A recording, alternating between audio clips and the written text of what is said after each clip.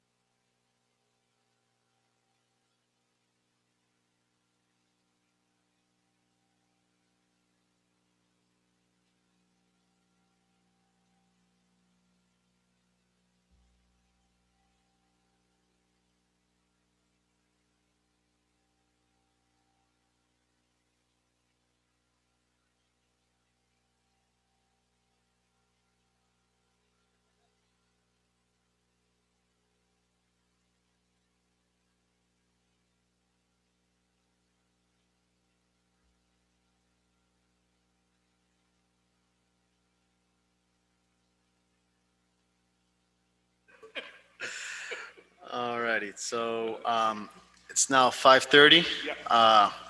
Meeting's called to order. So we're going to start off with some roll call. Germán Cure. Carlos Fernandez Guzman. Luis Senra. Eric Trillis here. Ricardo Gonzalez. All right, we got a full house today. So we'll open the floor for some public comments if we have any. No public comments. Yeah, we do. We have two that we can. Oh, we do. However you want. You can go first, right? I can read this. I have a public comment from Boris Foster. Oh, okay. Boris Foster is the president of the Lake Glen Ellen HOA. This comment pertains to Miami Lakes Building Department cooperating with HOAs and COAs. Lake Glen Ellen HOA met with the town manager, the vice mayor, and the building department manager in January to see what was possible to prevent owners from obtaining building permits without first obtaining HOA approvals for the projects. One idea was implemented by Mike Mesa, and hopefully can be continued, was that Lake Glen Ellen could request a report be run that shows all the properties issued permits in Lake Glen Ellen. From speaking with Mike Mesa, this was a simple report to run, and I could receive the Excel report within a few minutes of requesting the update. Lake Glen Ellen wanted it only once per month. We understand the building department's dilemma that some HOAs were not active and not responsive to owners seeking approval for projects. This is what we were recommending. If these reports showing permits pulled were made available to HOAs that requested them, that would indicate that the HOA was active and giving approvals routinely. Suppose a project not approved by the HOA received a permit based on an owner's falsely filing an affidavit. In that case, we propose that the HOA contact the owner and the building department and request a hold by the department until the owner received approval from the HOA. This would put the responsibility on the HOA of requesting the report and containing the owner and the building department for unapproved work. The owner could either obtain the HOA approval or explain to the building department why their affidavit was not false and there should be no hold on the project. Signed, Boris Foster. I have another public comment that is All righty, asked to be we'll read. go ahead and This read the next public one. comment is from Esperanza Reynolds, 8465 19th Terrace. Today, this group sunsets, but we don't want to miss the opportunity to say thank you for your worthy effort. Your intelligence and dedication to the review of end-to-end building department processes is sincerely appreciated. Surprised to have been the only constant public comment, but I am delighted to be an integral part of the process, providing the perspective of 40-plus year property owner and a 45-year town Miami Lakes resident. The website shared the recommendations to date, and here is my take. 1, thanks for recommending that an HOA approval letter be incorporated to the process by adding a checkbox for approval and non-approval of HOA to permit applications. Bravo. If the town of Miami Lakes prepares a packet that welcomes new homeowners to explain the process of the building department in the event they would need any building permits deployed through all HOAs, we can distribute directly to property owners. For Lake Ellen, we communicate with approximately 141 properties. What department statistics are you referring to? This is number 2 when under communications, and we actually point that out in the materials that are here today. An account should be created for each property in the town of Miami Lakes. Folio number, property address are constant. The variable is property owner. All permits issued made available for review. Number 4, some recommendations require further explanation. That was for the minutes that were circulated before, where it was just a bullet point, by the way, folks. I think those are the ones that Esperanza is referring to. Number 5, issue and corresponding root cause description should require property owner sign off, otherwise it would be biased. And this comment that she's making here is a good example of why the way it was represented didn't work, because that doesn't tie back to this at all. The issues, we were trying to propose a format, but this is Esperanza's comment, and she'll understand it better when we present a different format today. Town manager suggested a survey provided to property owners, returned to town hall in a pre-stamped address envelope. Why is this recommendation to only issue that to professionals and contractors? And again, this changed later, so we'll get to that. Why would the survey for property owners be done through town newsletter and email contacts? No, this needs to be directly to the office of the town manager and no one else. Never issue reviews to staff for they will massage the end results. Number 8, town of Miami Lakes is built out. Our properties have no competition. We have prime real estate. That comment pertains to the commercial side. Of course, people can choose to go elsewhere. And if we continue to think how to increase the building department revenues, we are fools. What we need is for property to renew, refurbish, not to charge more and more, because that prevents the very essence of renewal.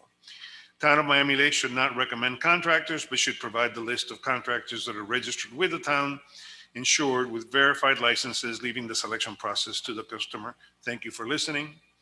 And I think then she referred to Rick having the other. Rick, thank you for your hard work and for allowing me to have a voice during these meetings, he says. Again, I did speak with Esperanza this earlier today, and I pointed out that a lot of what was here will probably be dealt with in this document. So I think she's perfectly comfortable with that process. There's another sheet that Mr. Foster attached to this, which was a list that Mike Mesa had given him for some permits that were pulled from January to June of 2021 for the Lake Glen Ellen properties. I don't know, Annie, if you want this for an example of what Mike had given him. You can keep that if you want to. So, do we have any other comments, or is that it? That's it. We have nobody here? Okay. So, just to discuss a little bit about the comments that we've heard, right? So the first comment regarding the HOA/owner and issues with permits and work being done. So that request for information that he did to Mike Mesa back in January, that's just a request for public information, honestly. That's something that any HOA could walk in and request from the town of Miami Lakes. And there might even be a way to do it online. So that to me was more a standard, typical request for information that you could go to any city and request for any Right, information. and I think it's very easy to look Right. at Lake Glen Ellen, for example, and pull all the permits like this Exactly. one on the list there. Do it by the name of the condo association. I mean, he might even be able to do it himself if he goes online to Property Appraiser or to the town of Miami Lakes. I do it for my forensic world of when I'm looking at properties of condo associations. I could pull every permit of every unit and every condo just by using the condo association name. So that's more a public, request for public information. I think what we've kind of implemented here, and I think Ms. Esperanza talked about it a little bit, of having that checkbox and kind of trying to keep people as honest as we can between them and the HOA with that checkbox is more of a long-term solution to try to close that gap between that miscommunication between homeowners and HOAs. Any other comments that we want to discuss about what we've heard in the public comments? Again, Mr. Chair, I think as we go through the recommendations in a different format and we discuss them today, and I think is presented to the dais on the 10th, many of the issues or gaps that Esperanza identifies will become a much clearer vision, right? Danny, you should have, did you get one of these? You have the young man's version that can actually read it in a small sheet. We old guys need the big thing. Okay, so All right, yes, I definitely agree. This is a much better layout. It's more thorough. It talks about, what's the issue, what's the proposed fix, yeah, so timeline. I think the residents reading the minutes have a very difficult time understanding what's behind the bullet points. Yep. And I took the liberty of preparing this so that we could finalize our discussion and get it to a format that when we sit before the commission at the dais, we are able to articulate everything. And when we leave, somebody can read through it and say, I got it. Yeah, that makes perfect Right. sense. And just to walk through the headers to make sure we're all on the same page, because this is kind of some of us have seen it, but to the public just so that they could kind of get an understanding for what it is.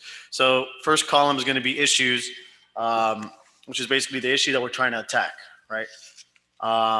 Step 2 is we had a set of goals that we're looking to attack during this committee, and they're all listed on the legend on the last page of it.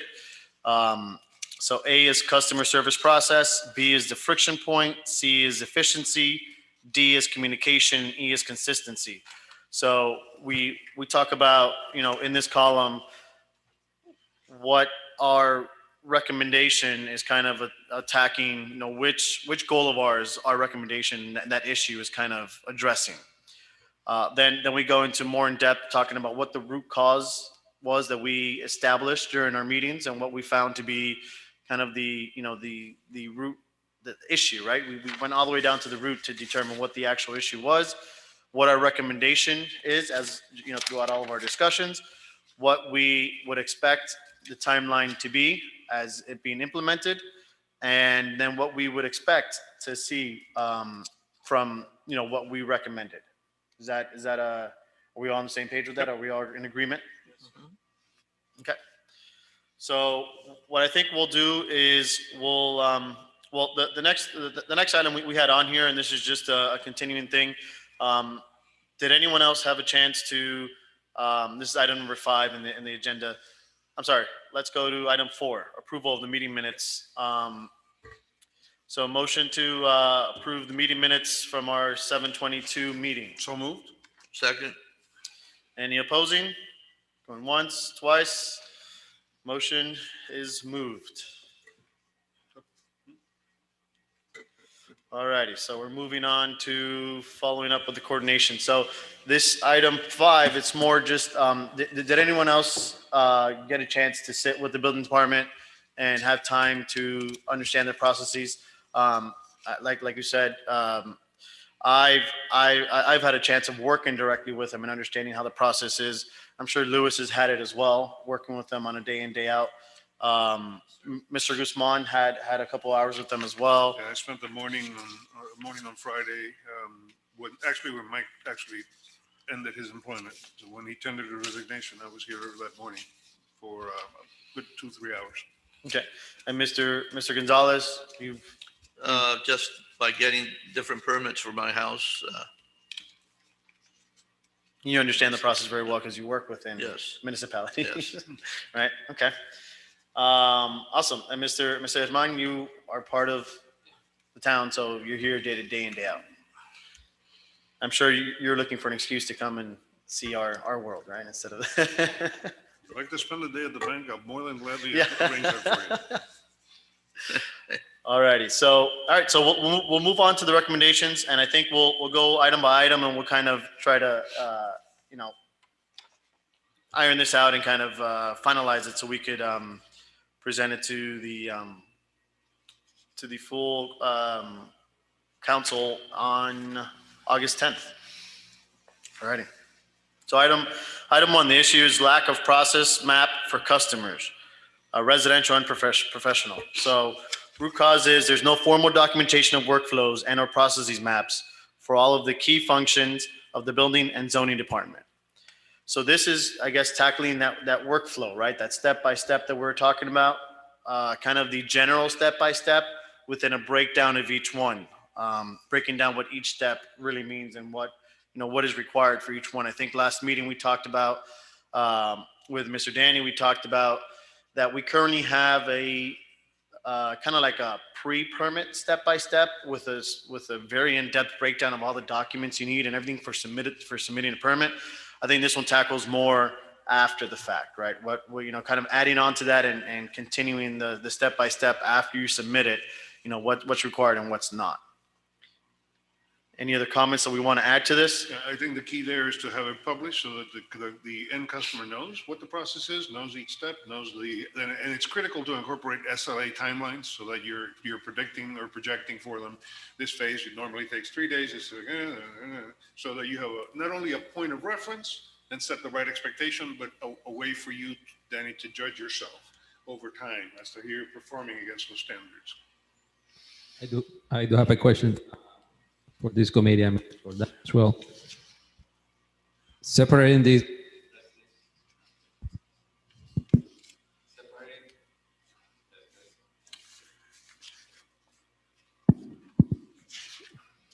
Thank you. IT stuff. Separating this between resident and professional. Does that actually, is there a huge difference that makes sense to separate like that, or maybe by type of a construction permit that you're pulling? I know that I talked to Lourdes and Mike about it before.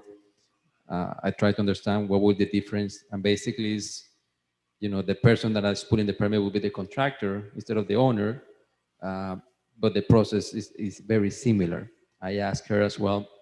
So is there any difference if we say by complexity? Say like, what? Maybe you make a pool, it's going to be as simple as, a couple of steps, and it could get very messy because of, lack of whatever. So my only comment is, I don't know if it makes sense to separate by resident or professional, or perhaps by type of construction or permit that you're pulling. I don't know. So I'll give you my input on that. There's a rule of thumb that I carry in life, which is called Sesame Street version everything, right? And the reason for that is because you have this level of interpretation and comprehension and this level of interpretation and comprehension following the process. So in order to maintain a Sesame Street compliant version, there should be one version. If there is any significant deviant to the process for professionals, that should be pointed out for the professionals on their side. But pretty much as simple as you can keep it and as universal as you can keep it, the better. If you start getting into specificity and detail at the much lower level, these guys will understand it. These guys might. These guys will say, "What in God's name are you showing me?" And to add to that, professional Right. in its name is a professional. He should have experience doing it. If he doesn't and he comes in green, then he should go to the Sesame Street version and learn how to do it And work his way up, as a right. resident. But as a rule of thumb, when you're dealing with consumers, it's always best to maintain, even with my board, I tell my people all the time, you're going to do a presentation to the board, it has to be Sesame Street proof. Don't complete it. One thing I see that always trips up a lot of on the permitting side of things, and this is more specific to professionals and homeowners, because if you tell the homeowners, they have to do nothing of it. It's going to be responding to comments with a summary of what you did on the drawings. That is a big thing that I see that gets left out a lot. And we actually heard it a couple times here from a couple of the public comments that we had that, they were like, it's silly that we have to submit a summary response for each item. And it's something that's required in every single municipality, and it is required per the code, right?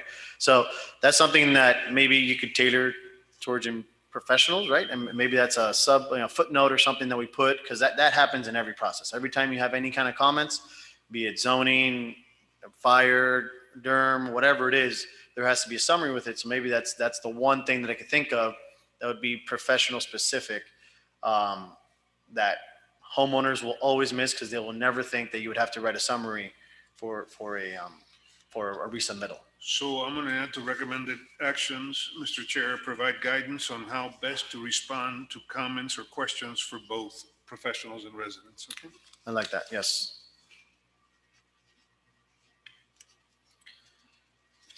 And that's something that I think, now talking about timeline and expected results, that's something that we've heard not only, so this first item is something that I think will clear the air and will solve a lot of the problems that we have. Not that there's a whole lot of problems with the building department, but it will serve a lot of the problems that we have with between communication of the building department and the homeowners and the tenants and the builders and all that, is that because we heard it over and over and over again throughout our time here, right? Workflow. How do I get to the end? What are the steps? We heard it in every single meeting. That was the one consistent thing that we heard in every single meeting. So I think that's kind of one of the biggest items that I would kind of recommend should be implemented, kind of one of the first things, right? Because that would help get over a lot of the hurdles that, a lot of the people have today. So second one, lack of easy access central point of information for each applicant to view progress of every application filed and understand actions taken by building and zoning department on the permit. So this is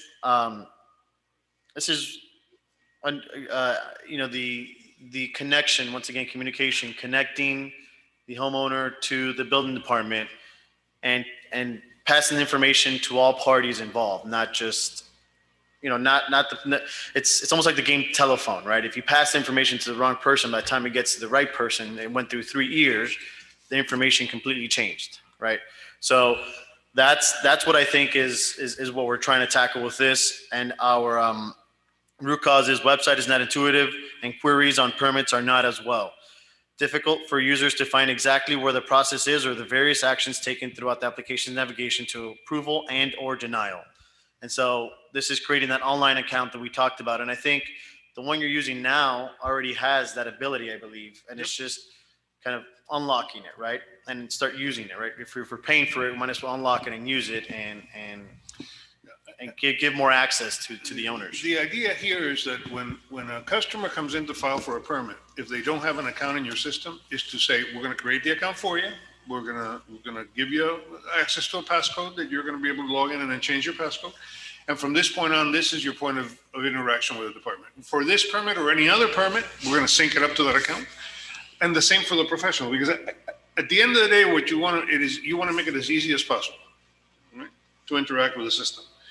And as best I can tell from what we saw in the system has that capability. And I think, sometimes, when I'm getting my licenses and my PE license in another state or whatever the case might be, or I'm applying for a loan or anything that I'm applying for online, a lot of the times you create an account, and as you're creating the account and as you log in for the first time, that workflow that we talked about on the first line item is there, right? So maybe that's something that we could integrate, that when you create your account, and depending on what type of permit you're going to pull, because I agree with Mr. Cure, is that depending on the application you submit, each one has a different process. So as you click on, okay, I'm going to submit for a roofing permit, there's a workflow for that. And it shows you step by step of everything you got to do. Step 1, fill out the information. Step 2, submit the application, do the drawings, whatever each step is, it's already there and it's on one page, all in one location for you to see it. I have a question on the column 3, on the root cause for that particular item. When it says website, should we change that word to a tracking system or built-in permit platform instead of website? Because maybe people are going to think that is the, the Town of Miami-Dade's website, perhaps, and not the actual tracking platform. No, I actually meant your website. You meant the It's not- website? Oh, yeah. Oh, okay. No, I wasn't nebulous at all. Okay. I wish it were, but So It was, because we say queries and permits are not as well, Oh. since the website doesn't have anything, any of that.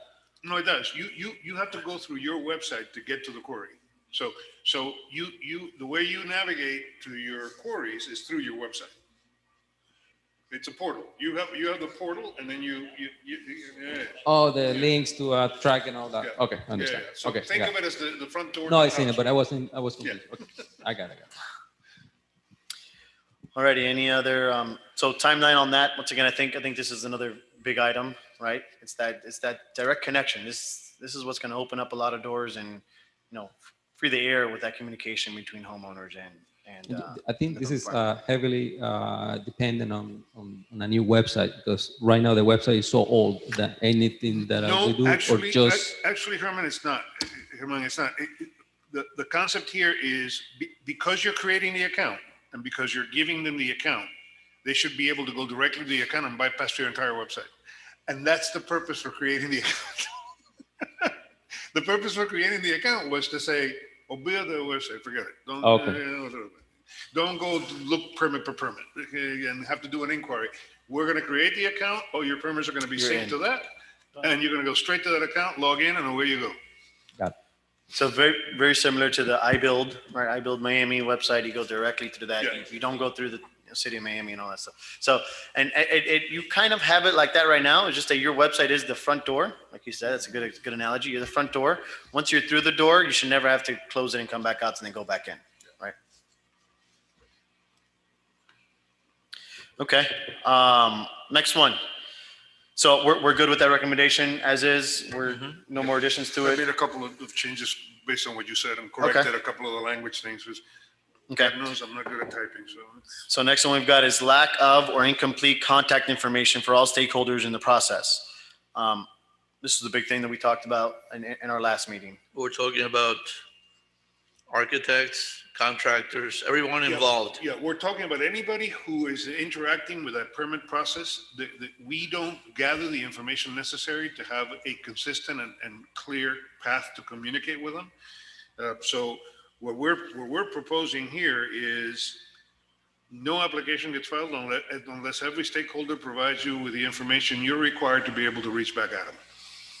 Right, and so the root cause reads, township allows applications to be filed without requiring all of the contact information for the homeowner and or contractors, right? So I think we could add a little bit more to that root cause, as in, because, so when you're submitting a permit, for instance, when you're submitting a roofing permit, you're most likely 99.999% of the times not going to have an architect on there. You're not going to have an MEP engineer on there, right? You're most likely not even going to have a structural engineer on it, depending on the size of the roof and what you're doing to it, right? So depending on the project and what documents are being submitted, if you're submitting architectural documents for whatever reason, if you're changing out the windows and there's an architect who signed and sealed those drawings, that architect's contact information and every professional who has his name assigned to that project should have a phone number and an email that they could be reached at, so that when that automated system kicks in, they're notified as well, to avoid that game of telephone where the information gets, fuzzy by the time it gets to them. I just made that note. So require that all applicants contain the email and mobile or office phone for all stakeholders, right? So here we're talking about homeowners, contractors, and professionals, design professionals.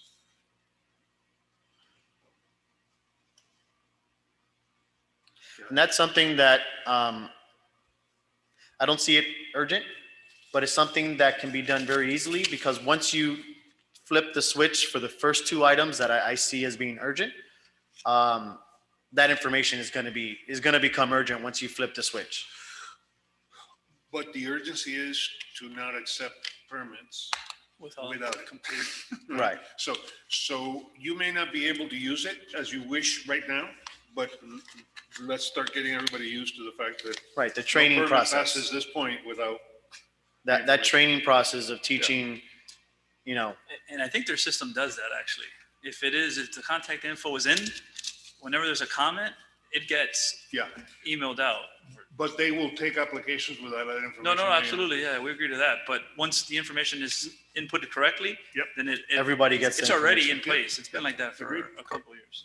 Should it be any kind of confirmation that the information is correct? Maybe a text to the owner or something. Hey, we're receiving your I mean, application, something like that, maybe. That would be ideal. If the system can do that, that would be, I don't know that your system has that verification element in it. I don't think it's that advanced. yeah, Yeah. that's very tough, because then it's going to send a text or an email, and then the hope is that the end user You get the confirms reply, and does yeah. everything Yeah, right, because and that it doesn't go to their spam email or something. So that confirmation will be a little bit of a tougher. And in those systems, typically, it's a message goes out with an expectation of a verification taking place through a Yeah. click or a response. And I don't know, I don't know that your system can do that. Would be great. Yeah, it would. Yeah, that'd be ideal. Okay. All right, so we're all on board with that, and we added a couple things to it. Perception that building and zoning personnel is not intimately involved in ushering the applicant through the application labyrinth and subsequent process path. So root cause is lack of staff ownership for each application. Applicants interact with whomever is available without a designated point of contact that will own all communication points of the application as it sails through the process. So let me explain that for a minute. Typically, in an operation like yours, you're better off always providing a primary and secondary point of contact, and that's the person that always gets called, even if that person has to check with somebody else, right? The worst thing that happens in any customer service environment is when you say, okay, yeah, I got it. You called today, I talked to Carlos, and tomorrow you talk to Louis, and the next day you talk to Rick, and then Rick says, yeah, but you talked to Louis, So that going back and forth. So it's better to assign a person that'll say, this is me. I'm gonna be your point of contact, and I'll be the quarterback behind the scenes if you have any questions. Even if I can't answer it, I'll go to Louis and I'll say, hey, to Louis, I'm sorry, to Eric, hey, what's this? Give me the answer. That single point of contact and ownership is critical to the consumer, because the consumer feels like I got somebody. Yeah, sometimes. Yeah, and that's almost kind of like a managing the building department on a kind of like how I did in my previous role, and kind of how I do now with my firm, almost on like a project manager basis, right? So projects as they come in, permits as they come in, they get assigned to a project manager, and that is your point of contact. He's the one that sees it through all reviews over at Miami-Dade and is the point of contact for the person that is submitting. In Right. your case, you're going to assign a customer service quarterback Right. as opposed to a project manager, because you're not going to be able to assign a project manager in your department. But it's that customer service single point of contact quarterback that can then go to the individuals behind them and get you the information. That will, you have no idea how many problems that'll solve. Yeah, and so that falls in line with consistency, right? Right. Because we, as human beings, we remember a lot of conversations we had, right? So if you come back to my house and we had a conversation a month ago about something, you come in a month later, I'm probably going to remember that conversation, and we'll pick it back up and we'll keep moving forward.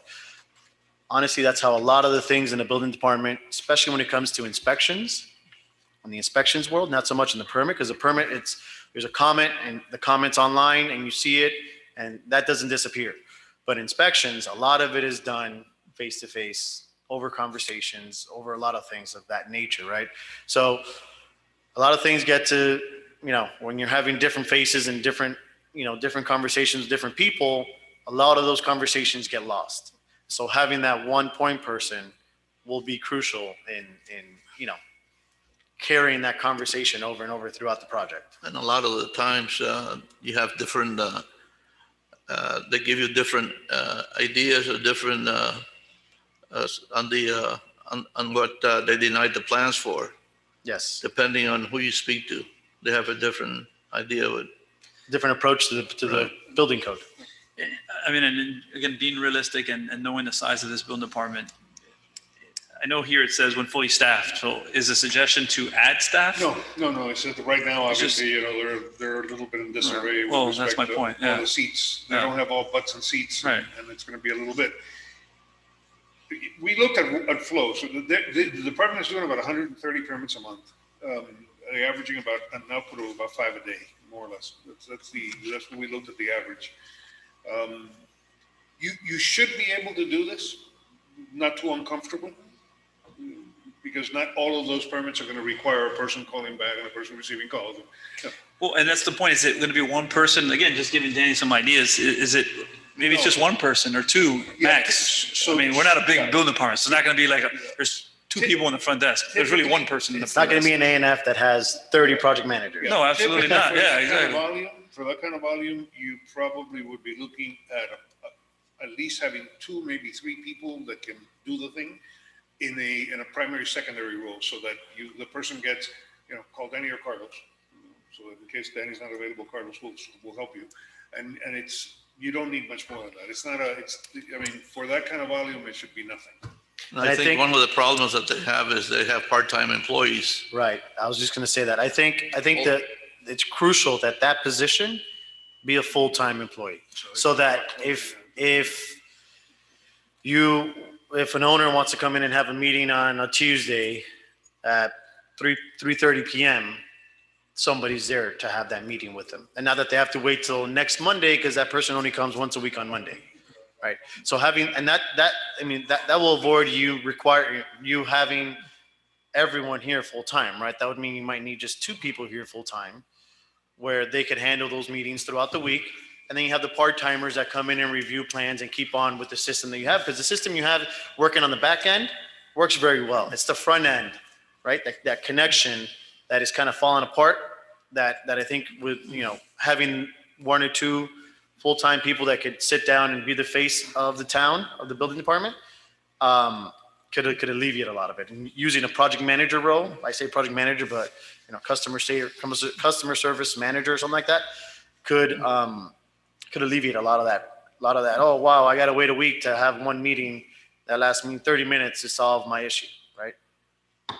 Danny, let me ask you a question. When an architect or even a homeowner wants to come in and discuss some of the denied comments on the plans review, do you have days that you set aside for appointments? Based on availability at the time. They just show up and Yeah, if we have the BO there and he's available. I mean, we just did one today. That was just because I know when I worked for Dade County, they have, for example, for fire, they have Mondays and Thursdays from 7 to 11:30. You can make an appointment to discuss plans with any of the reviewers. And it worked out pretty good. City of Miami is exactly the same way. You could basically, but there's take a number and you're waiting, and it's a much higher volume, right? But they're there basically from, 7 or 8 in the morning all the way till about lunch. And then after lunch is when they go out and do the field work and field inspections. That's a great point. Okay, so we're all in agreement with the project manager recommendation to include it within our. Okay.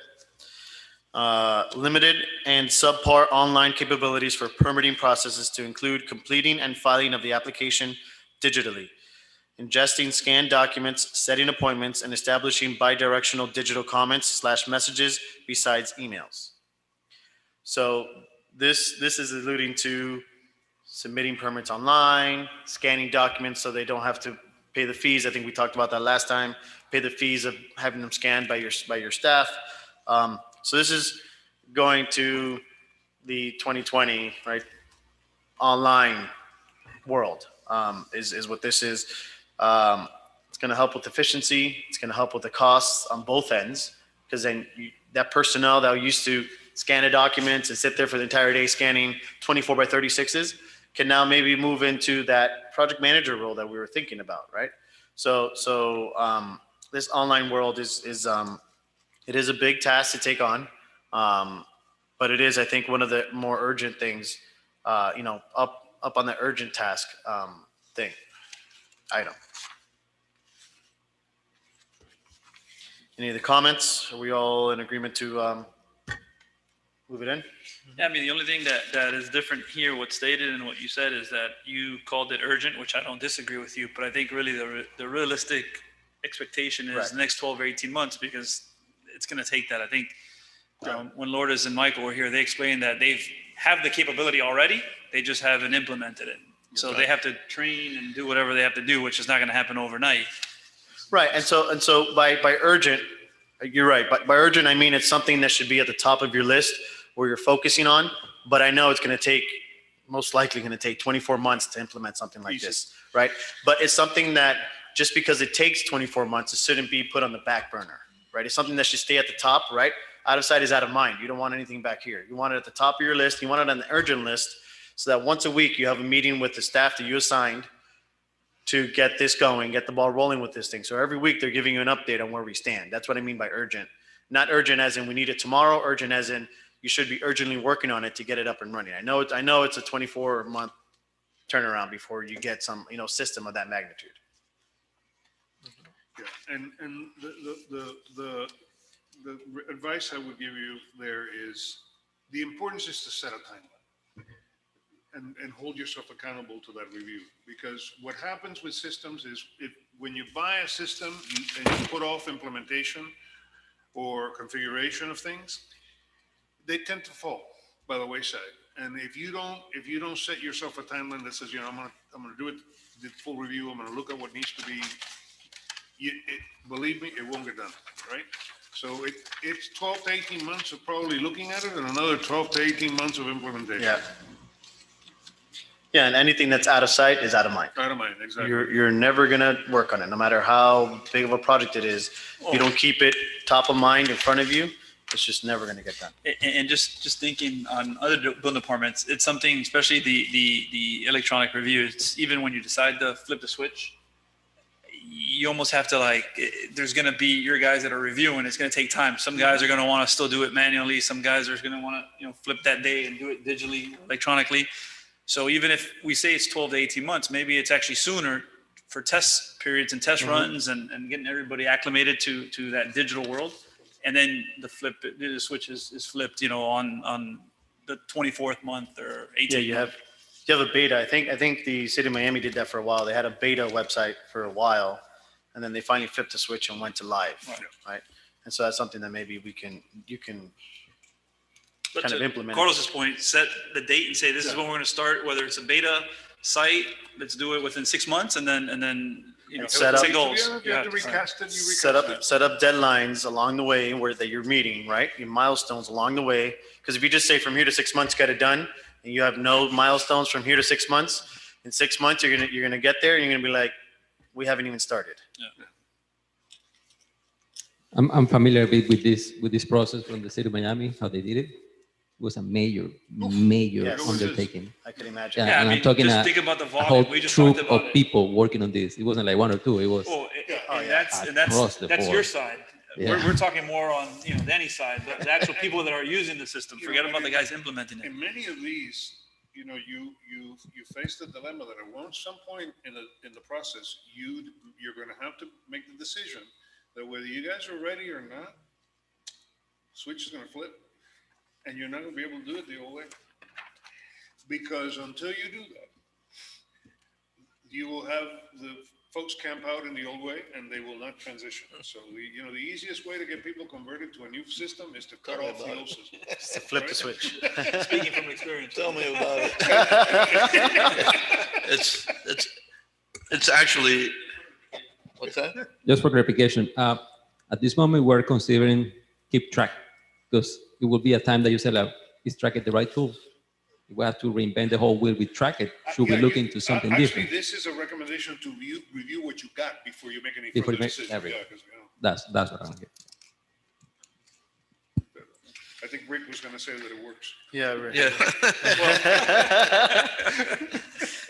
That form of implementation. I have my own personal opinions on that. Yeah, I know. Rick Prince and looks at it at his house. Well, He comes back the next day on the No, the computer. thing is that when they started doing it in Dade County, and again, for fire, they started out doing little things, a wall, doors or whatever. Then we were doing high rises in the sunny aisles. On the screen there, it's very hard. It's not as easy as you think. For me, at least, it's easier to flip pages because sometimes you have to go back, So I used to print them out. Rick, the trick is a 42-inch screen. You need actually you need a do. lot of computer screens. Huh? You need a lot of different computer screens. Multiple, and then at least I know. 'Cause even for me, 42, that I'm a computer guy and I use computer screens, I still like having them printed. And Hialeah is starting to do that now. It's so I told him pretty soon I'll be retiring again. All righty, next one. So we're all in agreement with the online version, right? Mhm. Okay. So the next one is yes. So the next one is lack of proactive communications from building and zoning with the community they serve. Root cause is unintended veil of secrecy as to building and zoning statistics, performance, outreach programs, improvements, and changes. So this is falling back on what we talked about last time, kind of almost setting up a marketing program for your building and zoning, right? And putting out the good, the bad, and the ugly, right? But to also, because the bad and the ugly, it's going to get out there. It is out there, right? That's what everybody shines a light on. But it's always good to shine a light on the good, is what we talked about last time, and kind of show, what the building department does on a day-to-day basis, besides the one time a month that we have something ugly happen, right? So that's what this one's talking about.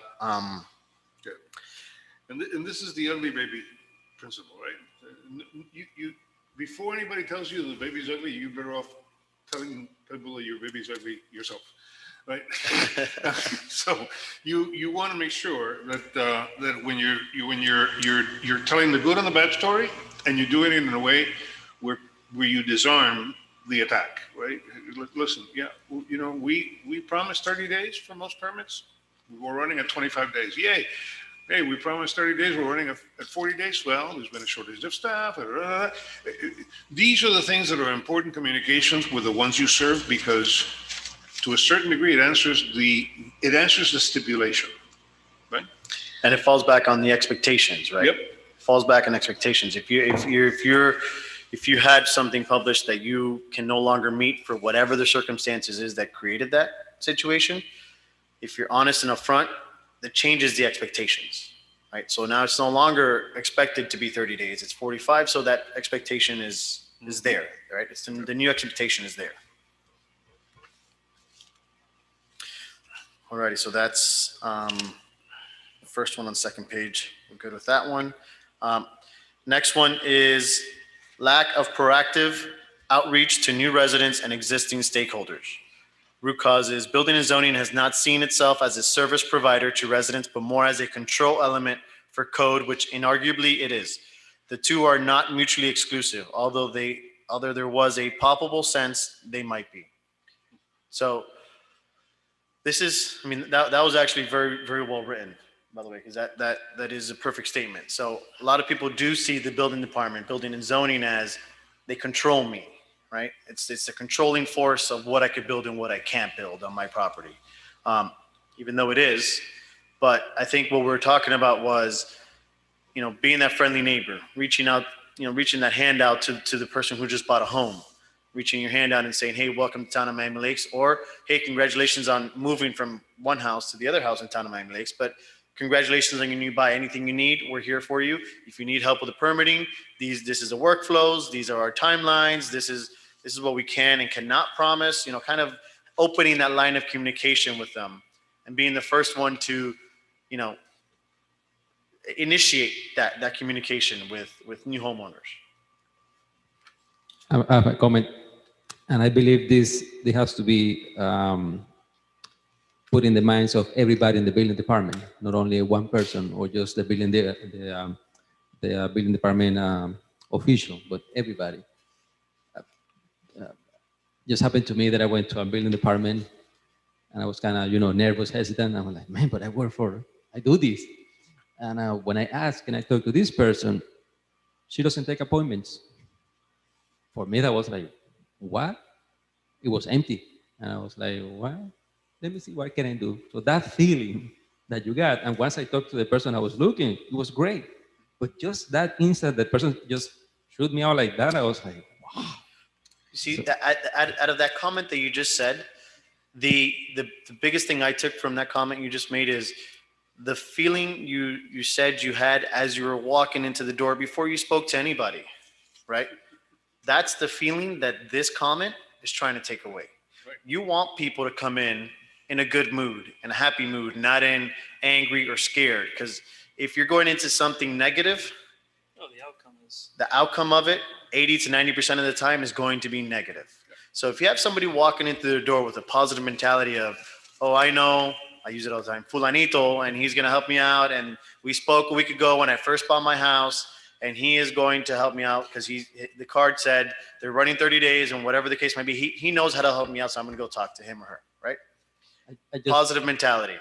I just saw a phrase that got into my mind. I'm just gonna say it wrong, but it's basically says you won't remember what they told you, what they did to you, but you remember how they make you feel.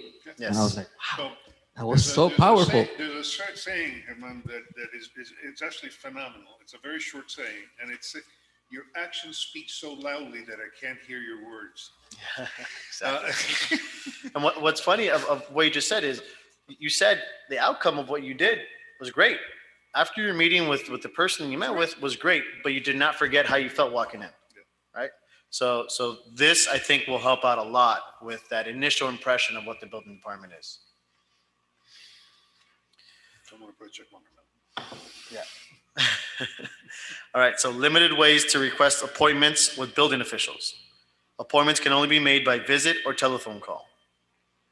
This, I think, will get resolved a lot with having that online, right? Going back to, I think it was item number 3 or 4, having that online system where you just incorporate a calendar, right? And we incorporate with being able to make appointments. I think this is something that we could all nod our heads because we all have issues. We've already said it a couple times. The last example we had, you don't take appointments, right? So appointments is a big thing with the building department. And this one, I would honestly like to see the timeline changed in it. I would like to get your thoughts on it because here we have 12 to 18 months. But this is something that, I don't know if it's a way to do it on the town of Miami Lakes as a temporary, because that should be a fairly easy, quick fix to an online system. I don't know if it can be done through the town of Miami Lakes or through the tracking system that you have now. But I would like to see it implemented a little bit earlier, and let me know if you guys are in agreement or not. The adherence to 24-hour, is that what you're talking about? No, the appointments. I'm sorry. the appointments. Oh, yeah. They're still, Yeah. No, they're- I put it, well, honestly, I took a wag. You know what a wag is? Okay. I took a wag. I didn't- So what do you think in the next 6, maybe? I mean, how does it work? Do the building officials have, and I don't want to say, do they have assistants? Because I mean, you can't just put some, it has to be controlled by someone. Someone has to grab whatever input and say yay or nay. Because, we could all want the same day at 1 p.m. and it's not going to happen. It all depends on what your system can do. I mean, Right. typically something like this, there's plenty of online options that allow you to do this relatively easily, right? But I just don't know. Is Office 365 what you guys use? You guys use Microsoft Outlook and all that. Is it? Do you know if it's Office 365 or is it just standalone? It's a cloud-based Office 365, and Yeah, I so that- believe the system that we were looking with Mike and Lourdes, I know that one of the issues that we have is about that you can connect the calendar, you can see the inspector's calendar. I have to go back and see at the end it was possible or not, but it was So definitely. why don't we just put ASAP? Yeah, well, I think that will be ASAP because so using Office 365, I'm going through it right now of the programming and all that myself. It connects Yeah. extremely easily. That's what we do. Yeah, ASAP puts it in your hands. I mean, I took a whack. Okay, so moving on to adherence to 24-hour callback and mailback rules currently in place. So standing policy, but not always followed. Yeah, this, unless you tie this to performance evaluations, things of that nature, you know, it's a nice concept, and everybody says, yeah, we have a sunset policy, but unless you're sitting with your staff when the evaluation time comes, is, you know, we did a kind of a look at what your return calls were, and they were not at sunset, right? They were more like the next year. So you need to incorporate it into a system where individuals recognize and realize that they're being held accountable for that type of behavior, right? I know you have the policy, but the policy has to have teeth. Nothing that is put into place without consequences has power. It's really that simple, right? No consequence, no teeth. And this is something that I think can also be implemented fairly quickly. Now, as far as the performance side of it, right? The performance based and the annual reviews and all that might take a little bit longer. Yeah. As far as being able to implement it, because how do you track it, right? The system of tracking it. But I think the system of training and starting to maybe that monthly meeting that we talked about, picking a couple topics, having a building department meeting, maybe ordering lunch or something and having a meeting and talking about different things that we're training about. I think that would be that 24-hour callback is something that you could start ingraining and training to start doing it, and maybe not make it tied to performance immediately, but make it down the road tied to performance. But I think starting to train and starting to implement it is something that could happen. So should we say 12 months to full implementation? Yeah, I think something like Okay, I'll that change it. would make more sense to me. Yeah, sometimes could be as simple as every now and then I call an extension, Well, and if ASAP. I get their mailbox is full, I'm like, wow, I'm trying to leave a voice Can you message imagine and I that? I mean, cannot seriously, leave. think about that for a second. Yeah. How frustrating is that? Yes, it is. So I think what we do here is maybe have two different timelines here. We'll put a training ASAP, and then we'll put full We implementation can do that. within 12 months. I can make that training ASAP. Okay, got it. Done. Okay. Alrighty. I mean, now that this is on and done, these changes will be nothing. He's making the changes, by the way. Yeah. Oh, you are? Oh, my God. I don't Thank know you about all so of them, but I've been seeing a lot of them change. Thank you so much. I don't have to do this. I hate doing this I stuff. told you we come prepared. You might think my assistant does these things. No, my assistant for outside work doesn't do this stuff. Alrighty. So lack of coordination with HOA and perception of lack of interest in enforcing HOA covenants. So root cause here is elimination of cross-check with HOA for approval of work. That's actually, that was one of the comments the public comments that we heard today.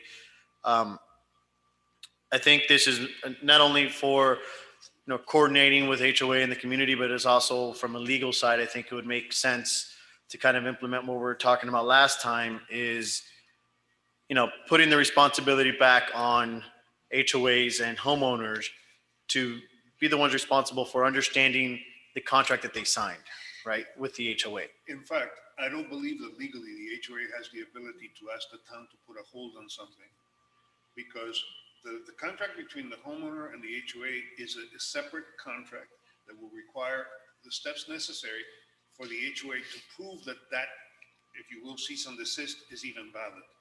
Because if not, you can have capriciousness involved in the process. So even if you were to work with the HOA would have no right whatsoever legally to tell the township you have to stop. You can't issue the permit, or the work has to stop with the township. They can do that to the homeowner, but I don't see the legal. Yeah, I don't see how an HOA could Absolutely. ask a building department to red tag a project and put it and stop I it. don't see how. I just don't see how that connection is even possible legally, right? In all But the we're forms- suggesting for it to be done up front by the homeowner, which is how it used to be. Well, what the HOA definitely has a lot of, most of the forms, you weren't here last time, but most of the forms that I researched on this one, Louis, said townships and HOAs are different animals. Townships have an enforcement element that they need to worry about. Right. HOAs is a contract between the homeowner and the HOA, which is a covenant that's different. And what the township definitely needs to make sure is that they put the onus on the resident to essentially attest that they've gone to the HOA and either received approval if necessary, or that approval has been waived because it's not necessary. Correct, and that's how it used to be. I mean, obviously, I live in the town, so I've pulled permits, and the permit application was always followed by the HOA approval. Yeah. I don't live in an HOA, so I would have to sign and kind of say, and waive my rights, saying I don't have an HOA, so if I did have one, at least I'm attesting to What we're the building proposing department. here is that the town council draft an attestation that says you attest as the applicant for the permit that you have either secured approval from your Correct. HOA if necessary, or no approval is necessary. Correct.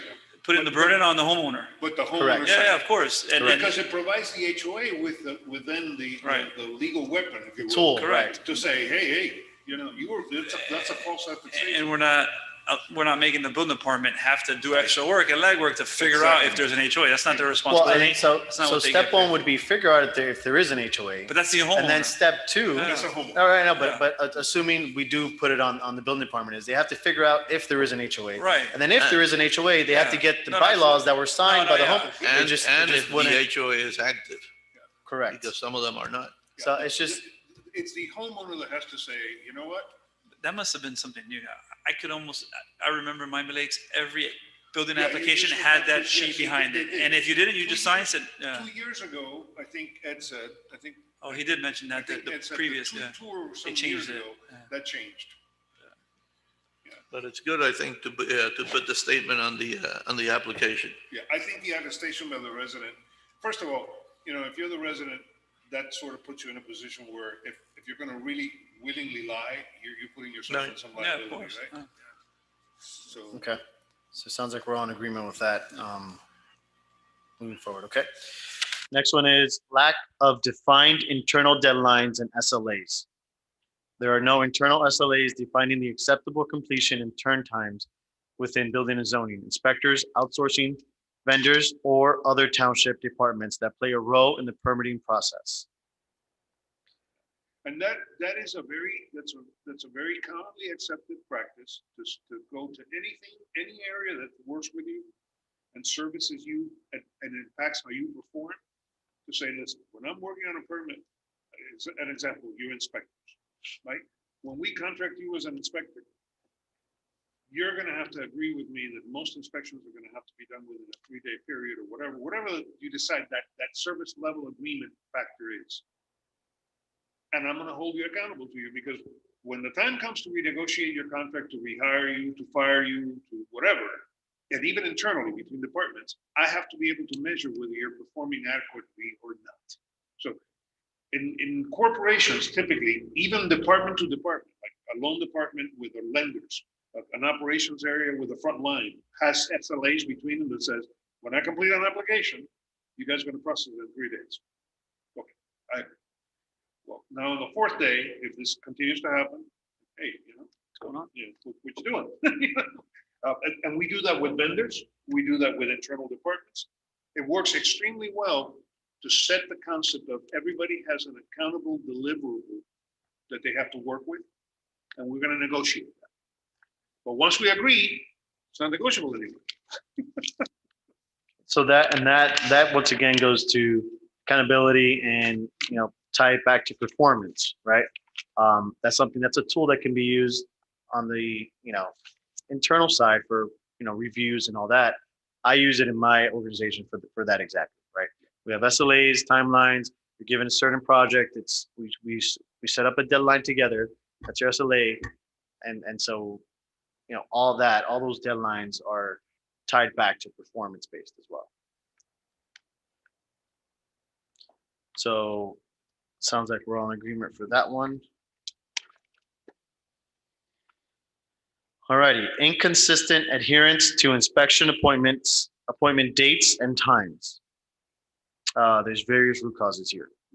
So the recommended action on this one, I'll read the recommended action is establish a published variance window for inspection dates and times and develop a way to hold the inspectors accountable when those windows are missed. Remember, incentives work better than penalties. So the idea always there is you can't say that inspections are going to be done, within 24 hours. You have to set windows. An inspection will be scheduled between within 1 to 5 business days, as an example. Right? But then you have to hold those people accountable to meeting those windows. So it goes back to the concept of you set the expectation, you set the window of performance, and then you hold them accountable. If they're constantly missing those accountability deadlines, you got a problem with your inspectors. Right? But you have to follow that process. The process has to be, I'm going to set a window that's acceptable performance. I'm going to let you work within that window. If you're exceeding it, we love you. And if you're exceeding the expectation, we love you. And if you're missing the mark, you're not going to be inspected with us for long, right? That's the recommendation. I think right now you have inspections the next day, right? And so help me understand Yeah, this. the one. window would be the time. Yeah, we'd In this probably case, be yeah, able to do business days from the day of 5. Right. So help me understand this one a little bit more. So this is more kind of like an SLA, based on, like, for instance, because Well, I think every building department has within 24 hours, you know, yeah, the next day or it's whatever. it's also for you to be able to tell the customer what to expect, right? Because we go back to what we said early in the conversation. If you tell a customer, I'm going to do it tomorrow, and you do it early in the morning, you're a hero. You do it in the afternoon, you're okay. If you do it at the end of the day, you're not so good. If you do it the next day, you're horrible, right? So it's a concept of little overpromise, underdeliver, set the appropriate language so you can judge the inspector meeting it, but you can also set the right expectation for the customer. It'll be within 1 to 2 business days, so that when they don't get it in a day, they're not yelling the second day, right? So this is more tied to the timing of inspections. Yeah. And I think so. I know you keep using the 1 to 2 days, but I think No, yeah, that's just numbers. But so this one's going to be tied to time, right? And so I think with this one, it's going to take a little bit of data research, which in mine I think you're very good with, is understanding what's your typical time to do an electrical rough inspection on a single family home. And then kind of understand what your standard times are, right? For the past 5 years or whatever it is, pick out what your standard times are, and then you start having windows, right? Somebody calls in, they want an electrical rough, that usually takes, just throwing numbers, that usually takes half an hour to get done. For a single family home that's 4,000 square feet, usually it takes about 30 minutes to get done, let's say, right? If it's a plumbing rough and the house is 10,000 square feet, well, that's going to take an hour and a half, right? And so kind of, you know how to schedule your inspectors, because if he has an electrical rough of a 4,000 square foot house at 8 in the morning, he could make the next inspection at 8:45. But if he has his 8 in the morning plumbing rough of a 10,000 square foot house, he's never going to make it to that 8:45 inspection the next one, right? So that's where doing some research on what the town's time has been to complete certain type, all the different types of inspections there are, understanding that time and then setting the standard and then holding people to that standard, right? That ties back to, forgive me, but I think it was called Selectron, which was that Yep. texting ability that they were going to send Yes. texts out when either the inspector was on its way or to Running confirm an late. inspection, to confirm that time, the window slot. Okay, should we Yeah. mention that at all, or? Yeah, I think so. I think that should be added on here. Where would you like that added, the recommendation? Yeah, I think so. Add it to recommendation to include, kind of researching Selectron and implementing Selectron into this to kind of give that next appointment a heads up of I what's guess a going on. recommendation. I know there's a cost to that. They talked about Yes. it, and I don't think it ever got approved or maybe even presented to. I think to- they were in the think it was- process of research. I think it was called Select Text, if I'm not mistaken. Selectron. Selectron, implement Selectron. to And I think accomplish the root cause here, instead of saying various, we should kind of narrow it down to more of a time thing, right?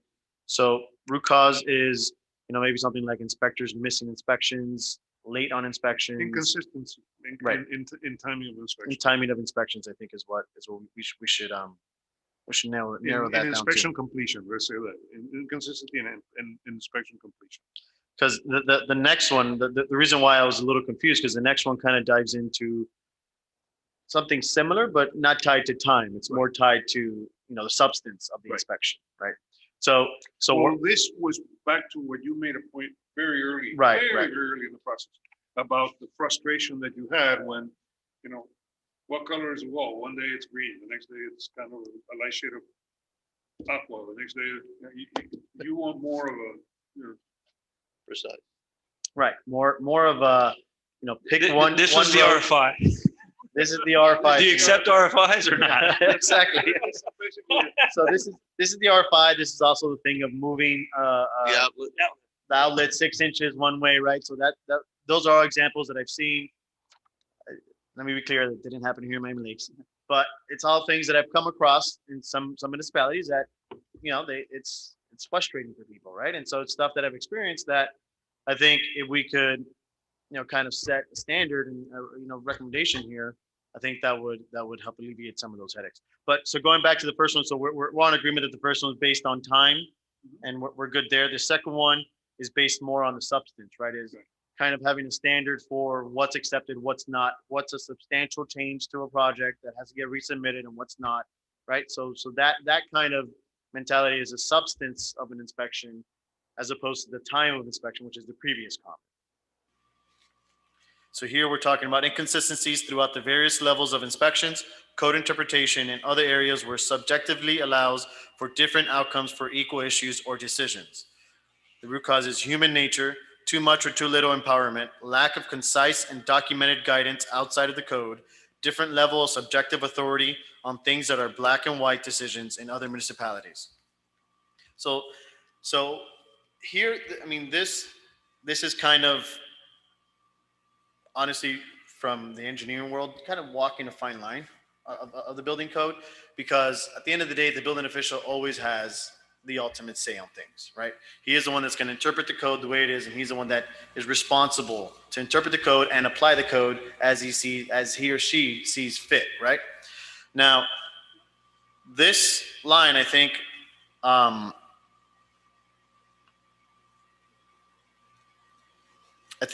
we might be able to reword this a little bit. Inconsistencies throughout the various levels of inspection code and other areas where subjectivity allows for different outcomes of equal issues or decisions. So I'm trying to think of a way to not walk the line so much, because there is going to be subjectivity. There's always going to be subjectivity involved when there is humans involved, right? And there's always going to be a building official. definitely.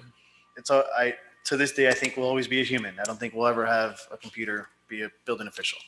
But so I think subjectivity is always going to be involved, and I think that word needs to be revised a little bit. It needs to be, that verbiage needs to be changed, because there's always going to be subjectivity. But I think things along the lines of like an RFI, things that can be black and white need to be black and white and defined, right? So I don't know if you guys can help me out in coming up with a better way of the issue writing still it. stays the same. The But issue is look at correct. the recommended action, because that Correct. clarifies it. No, Yeah. right. Okay. That's what I was getting at. So- The Yeah. issue is correct. There's Yeah, a the lot of issue is subjectivity. correct. We're trying to eliminate the subjectivity. Look at the. Try to limit. Yeah, look at the recommendation. Correct. Okay, so recommendation is move toward better framing the subjectivity power of building official to achieve highest and most consistent level of objectivity and consistency with how other municipalities approach findings, decisions, specifications, but always within the purview of the building code. I like it, actually. Yes. That's about as close as I could get to saying, walk the line. I like it. That kind of buttons it up with kind of helping limit Yep. what's subjective and making it black and white. Okay. Implementation is overtime. Overtime. No, yeah. overtime. Overtime. Not overtime. Not overtime, overtime. Overtime, I agree. Okay. Because Yeah, we- because step one Yeah, is, that's gonna be evolutionary process. That's gonna take time. and it's going to change, because the building Yeah. official is the one that's going to govern this, right? And I think as of today, there is no building official, no. So who's the acting building official as of? Angel is still the, Okay, so Angel's still part of it. Okay. Yeah, our current building officials, last day's tomorrow, then we have an interim, and we're in the process of Gotcha. hiring. So that's going to be 100% ran by who the building official is, and I think it should be something where, just like presidents, when presidents come in, they have one way of seeing things, and doing things, and building officials are exactly the same way. They have one way of seeing things and doing things, and they interpret codes differently, right? And so that building official should have or does have the power to set what's black and what's white within, those standard things that we have, such as RFIs and, the outlets moving and things of that nature. Alrighty, so we're all on board with one being time, one being substance. The next one is lack of customer feedback on performance options. Appearance of lack of interest in how good a job the building and zoning area is doing in serving their customers. So this is going back to, I think we heard it today. I think one of the public comments today was talking about. This is a survey. Correct. This is a survey, and so one of the public comments was talking about not only a survey from professionals but also homeowners, I think, if I'm not mistaken, right? I think this one says homeowner. Yeah, and it also, And I think- this one also covers, look at the recommended action, develop a survey that will hand to homeowners, and then at the bottom, it possibly create a similar survey questionnaire for contractors,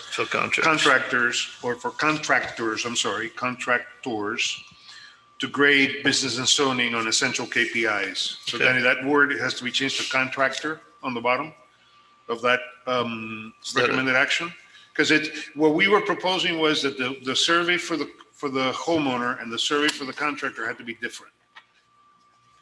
Because the reality is the contractor is going to judge you on how well you allowed him to do it within a time frame and efficiently, and the homeowner is going to grade you on that plus your left hand, your subtleness, your customer service, But this is a survey for both.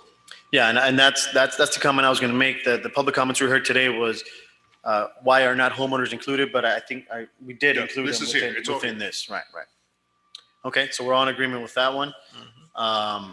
For both homeowners and professionals, and possibly even make it slightly different because they both have, they're Right. both different. Different They KPIs. interact with the building department differently, so we want to get both sides. And I also think what Esperanza was saying, that when they turn in, whether it's a homeowner or professional, turn in the survey, that it should go to one person and not necessarily like a manager or something that can somehow massage what the survey results are. Correct. So they should all go like either to the town manager or to someone specifically that would handle. Well, I think it's more of just, Or building official. Yeah. Well, yeah, I think, So anyone that is, Most typically, likely would be anyone a that is involved in the process shouldn't receive it. Should not. right. It's kind of like the quality control guy that has to be detached from any influence. Yeah, I think it's You know what the the- problem is here? You know who I'm looking at, right, Herman?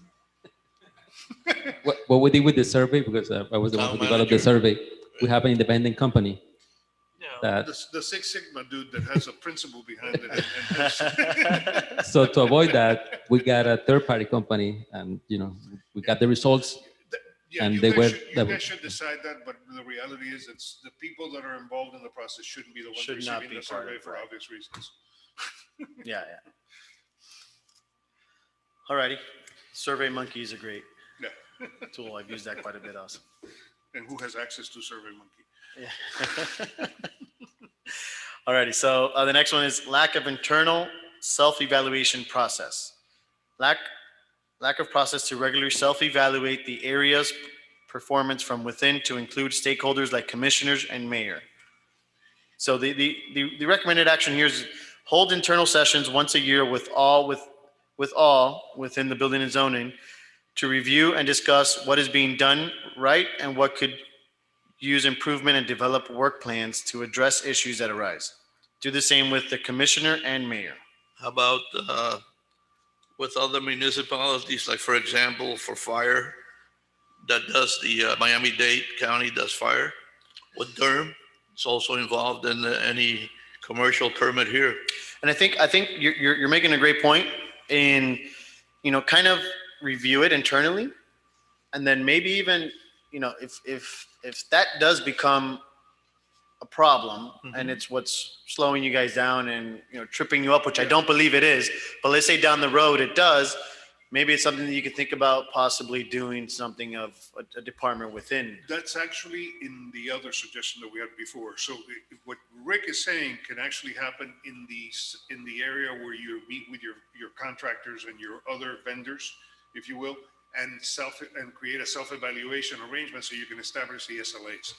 Because this is really a comment intended to facilitate the concept of you should never have a situation where your mayor and your council people, or you internally within the department, don't have a venue or a forum to have conversations with you and identify problems, right? Because it'll come back to haunt you. You're always better saying, let me do once a year, I'm gonna sit with you guys and what's going on? What's wrong? Where am I? Where are we? Are you happy? Are you not happy? And the concept there is to ensure that happens on a regular basis, and that your commissioners and mayor have the ability to do much like the internal people in the department, have that exchange with you and with the building department. So one thing I did in the last company I was with, all the managers, right, all upper management, annual reviews are tough, right? Because you have the CEO and then you have all your branch managers, and it's tough to have the one CEO give you your comments. So what we used to do is we would come up with a pool of 10 questions, right, of review questions for each one.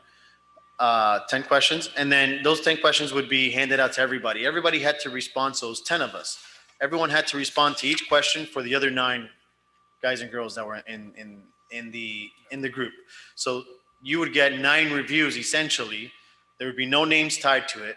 You'd get 9 comments for each question, kind of 10 questions about your performance, and they were the same questions for everybody. So 9 people would give you thoughts and ideas of what you're doing good and what you're doing bad. Not tied to anybody, so you wouldn't be pointing fingers after. But that way you reviewed each other and you found out the good, the bad, and the ugly, and what you can improve on and what you're already doing good in, right? So that's one way, that's one review process. There's a name to it. I don't remember it off the top of my head. It's called the 360 Yes, process. yes. And you don't have to go that extensively. Just if you have the session, it's good enough, but provide them with the opportunity of a forum so that what even happened creating this group doesn't have to happen, right? Right. Which is, we have the interaction directly with you. And once a year, we sit down and we say, okay, so let's do it. Let's talk. And that's very important. I think maybe 6 months instead of a year. Yeah. Yeah, I mean, Well, we had suggested that, You know. and then a couple other things they're here, but they're not really stated is twofold. It's a public forum. Oh, it's here. Yeah. We said it.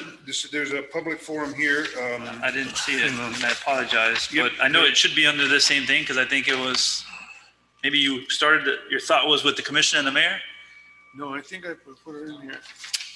So we should we should recommend that they do a public forum. I think it's in item on that page that we are, the lack of customer feedback, in that one, number 3. And then if you go on the recommended actions, says hold so a it's- public forum once a yeah, year, allow that's it. residents, business. Yeah, it's there.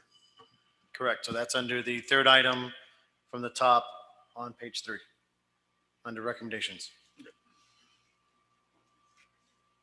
So it says, hold a public forum once a year to allow residents, business owners, and contractors to voice their concerns with the building department. It's right there. There. Possibly create a similar survey questionnaire for contractors to Yeah, grade that's building it. and zoning department on I essential do want to include KPIs. it in there. And then the other one was training, which kind of goes back into self-evaluation that we had mentioned before, that's a point also when, whether it's done 6 months or it's done annually, that you also discuss training, future training. So- You allow a forum for the employees themselves to either suggest or, So we If can it's- add identify to number 4, you can add identify training opportunities and implementations. Yep. I don't want to interrupt, but we have 9 minutes. We do have a committee meeting coming up at 7. they can wait. I kept looking at it. I have 2 more items because the last 2 are. Yeah, we're in pretty Okay, good shape. just Yeah, wanted to give. I was trying to keep my, Hey, I'm just gonna hand you this little thing and then you can alrighty. go to town. Trying to keep my medal for ending right at 7 p.m. So the next one, perception that there is no competition. When a service entity does not understand that there is competition, there is little motivation to make a commitment to excellence in service delivery. Most government functions see themselves as a monopoly, but this is not true for municipalities, cities, townships, and towns.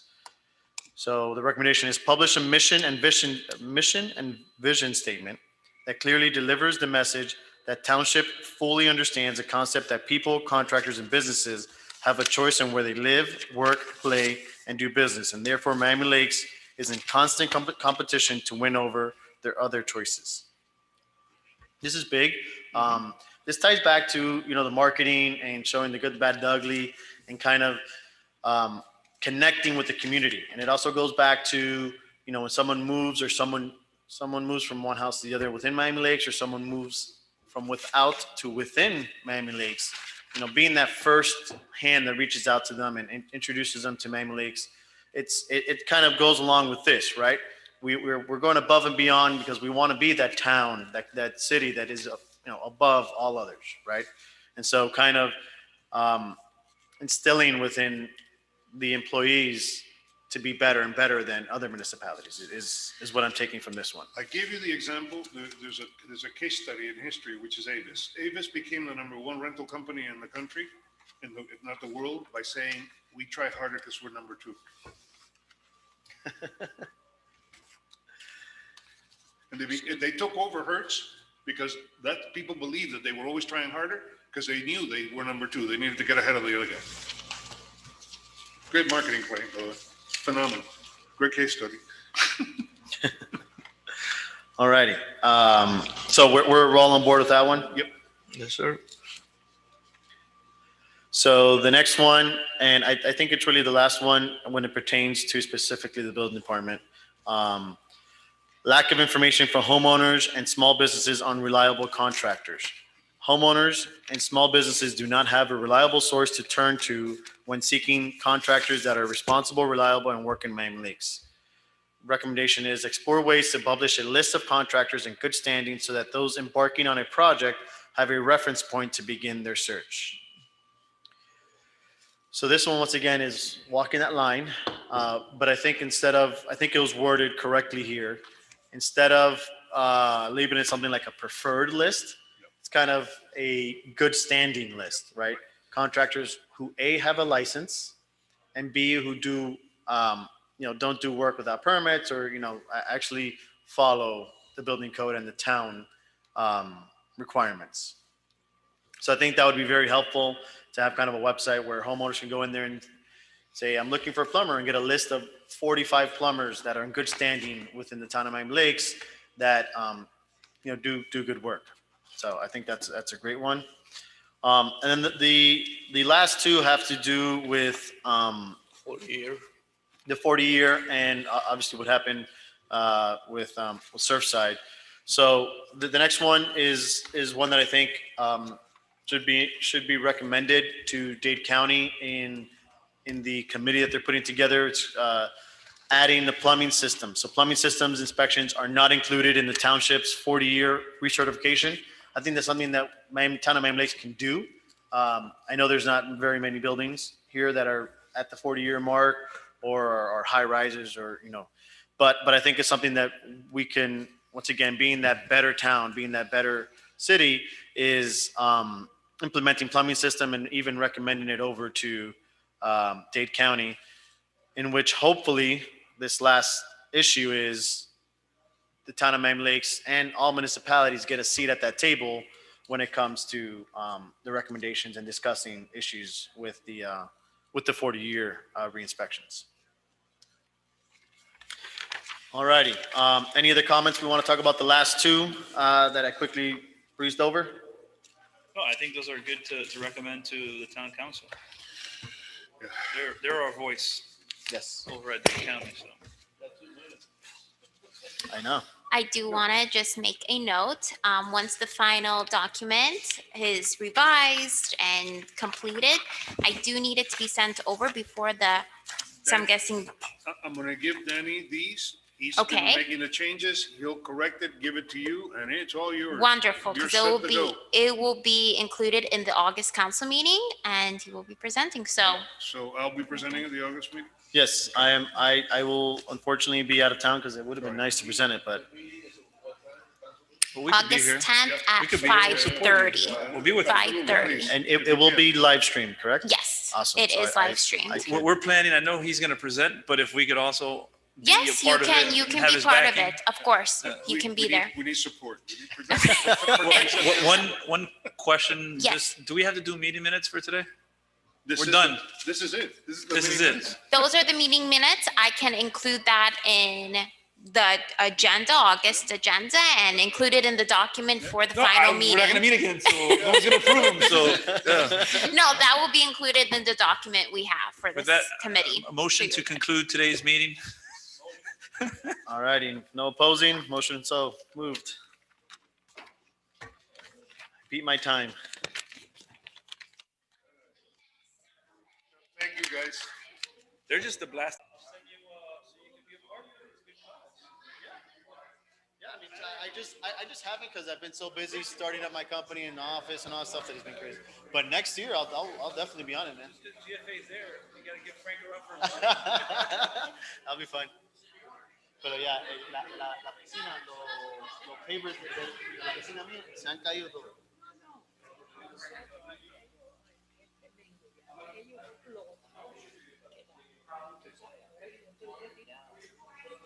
No, you feel it every day.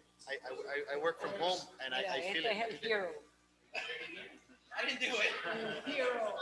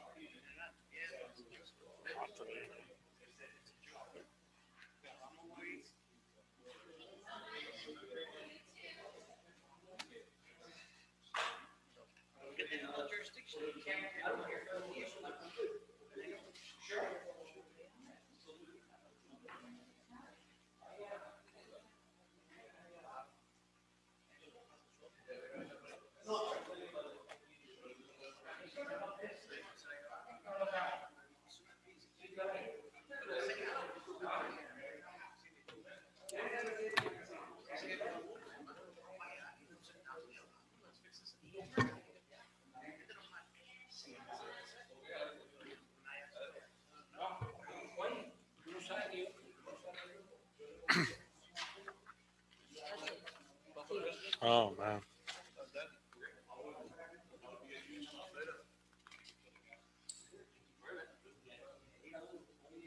Yes, sir. Dice la canción, ay mi Cuba cautiva, divina perla encendida, elevo mi corazón para brindar en tu honor. Cuba, al pronunciar tu nombre, mi sentimiento responde con toda el alma y la voz. No te puedo seguir porque me la copian. You should copyright that. You'll be there on you'll be there on Saturday. I want to see you on Saturday then. You'll be there on Saturday, 5:30. I am Bayfront Park. I want to see you there. I'll be there. I'll be there. How are you, sir? How are you, Lorencito? Good, me. Bien, bien, bien.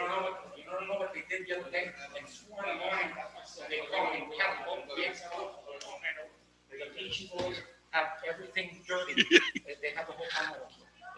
Thank you, you guys, for what you're doing. You're welcome. Thank You're you, welcome. like I told you many times. I went live on Facebook. Y le dije, oye, Pichirú, I want to send it to you. I'm sure. Le dije, mira, Pichirú, yo lo que le voy a decir es,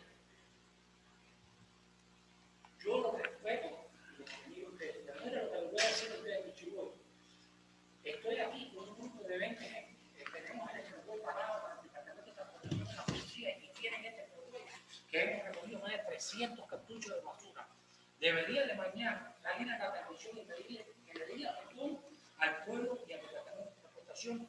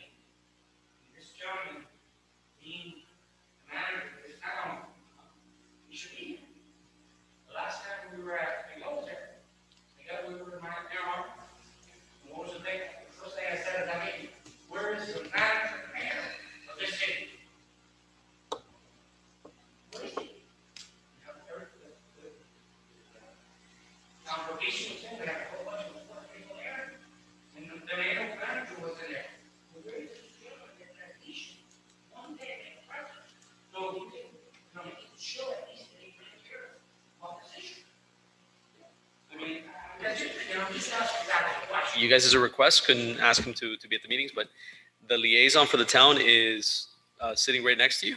And her purpose is, that's a young lady. So that's a purpose that lady is a representative of the town. Is a representative of management, is a representative of all town staff to, answer our questions. The resolution that was passed requires me to be at your meetings and ask for me to be at your meetings. And I'm here con gusto to listen to you guys and help you guys out in whichever way I can. The manager today, I think, is on vacation, so he's not in Miami. He lives on vacation. He's here most of the time, but he does have his right to vacation, so he took his vacation. That's okay. That's off the record. All right, let's go on the record. We'll call to order. It's 7:07 for Blasting Advisory Board Subcommittee. Let's just go ahead and do the roll call. Just state your, I want to say state your appearance. State your appearance. Stephen Herzberg here. Rudy Blanco. Miguel Martinez. Angelo Garcia. Lorenzo Coviella. Elizabeth Goldstein. Okay, public comments. I don't see anybody here. Is anyone online? No public comments online. We have dismantled that. Oh, we don't even have that anymore. Yes, Okay, no. got it. Okay, Only on so regular. nobody here. We Mhm. can move on. Adoption of prior meeting minutes from July 14th. Was that submitted on the agenda? I did not receive the minutes from last Okay. subcommittee. I'll make sure to get those I to mean, you. you don't need to approve those here. Those should be approved by the general body. Oh, perfect. Then So- we'll mark that off. Yeah, because what you try to do is each subcommittee hashes out issues, and then it gets taken up to the general committee. It gets approved, Perfect. and then you guys decide to adopt Right. the recommendations of the Even subcommittee. in between, because the subcommittee's meeting more often than a single general committee. I mean, you could approve it here, but generally the best way is for it to be approved by the board. Because by- it'll by be the general body. several meetings then, in other words. Yeah, you can approve the several subcommittee meetings and then the general committee. For instance, at the council meetings, there's sometimes there's special calls or there are workshops, so on and so forth. It's at the council meetings that all the minutes are adopted and they're passed. So I think that's the best way, best practice. Okay. Okay. Good to know. Good to know. Okay, so then we'll go to new business, and Miguel, if you want to just give us an update on what happened at the board meeting, just go through exactly what we approved, and then what the plan is for the next city council commission hearing, because I think you attended another committee's meeting about the budget issue. Right. The Neighborhood Improvement Committee is the committee that conducts bike rides through the town. So the budget for the town is actually, there's line items for the bike rides that are earmarked for that committee. Because we're doing a bike ride, they've offered, or they agreed to fund our bike ride. So it'll come out of their committee allowance, if you will. So, however, because it's more than $800 or more than $700, I believe the number is, it has to be approved by the council. So I already submitted requests for the council. I'll be read it into record that they approve that the Neighborhood Improvement Committee will be funding our ride. Okay, and I think it's 780. There's a total, right, for the bike ride? I think it was 780, 760, something like that. Okay. They're funding 800, by the way. Okay. Oh, that's great. All right. And then the other budget item we discussed at the last subcommittee hearing, and then it was approved by the main board, was the 1,500. Is that could go in front of the council as well? That will go in front of the council. We have time for that. Okay. And I think it may be best that we go further in. And I mean, I'm thinking, get closer, so that we know what other expenses it Yeah, could be, that makes if sense. anything. Okay. Yeah, I can agree with that. So you're just going to ask for the 800 that's going to actually be coming from the other committee. So it's not like it's not an additional expense to the Right, town. it's just a transfer. Awesome. All right. Sounds good.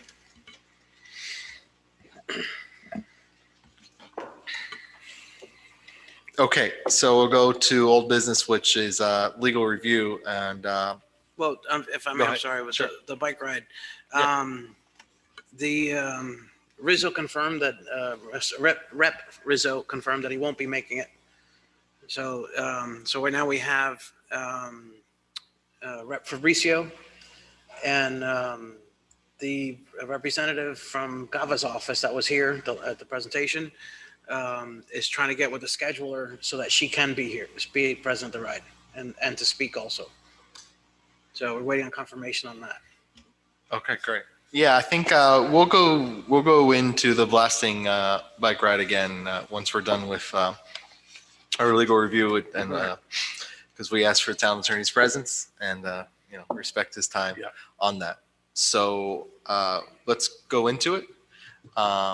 Which Miguel, if you want to just, I know this is something you brought up. You want to get it started, and then we can discuss in detail regarding.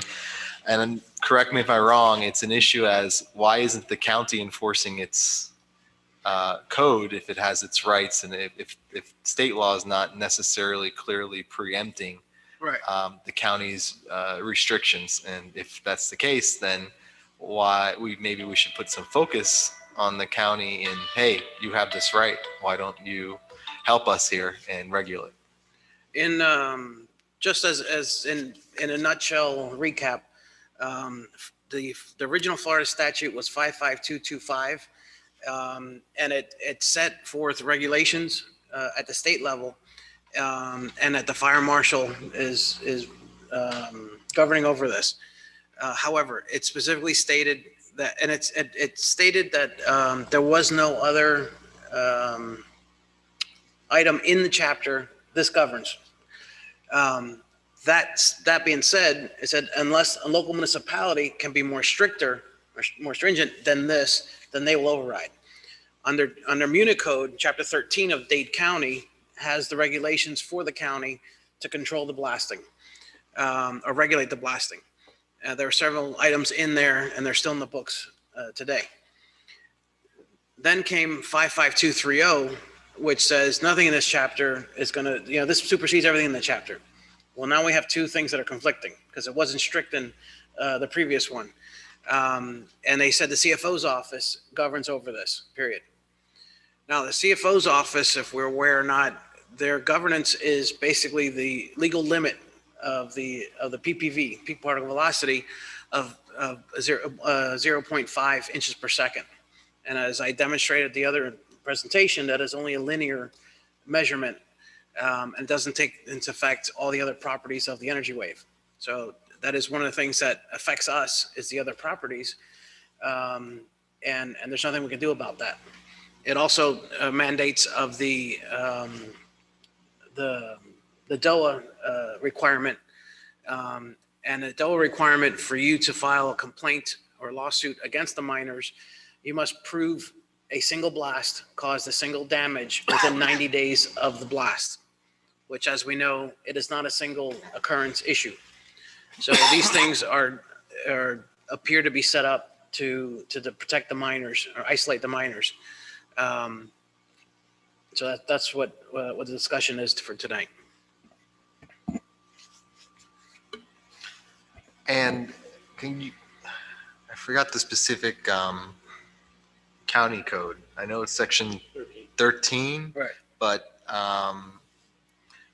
where is their limitation on?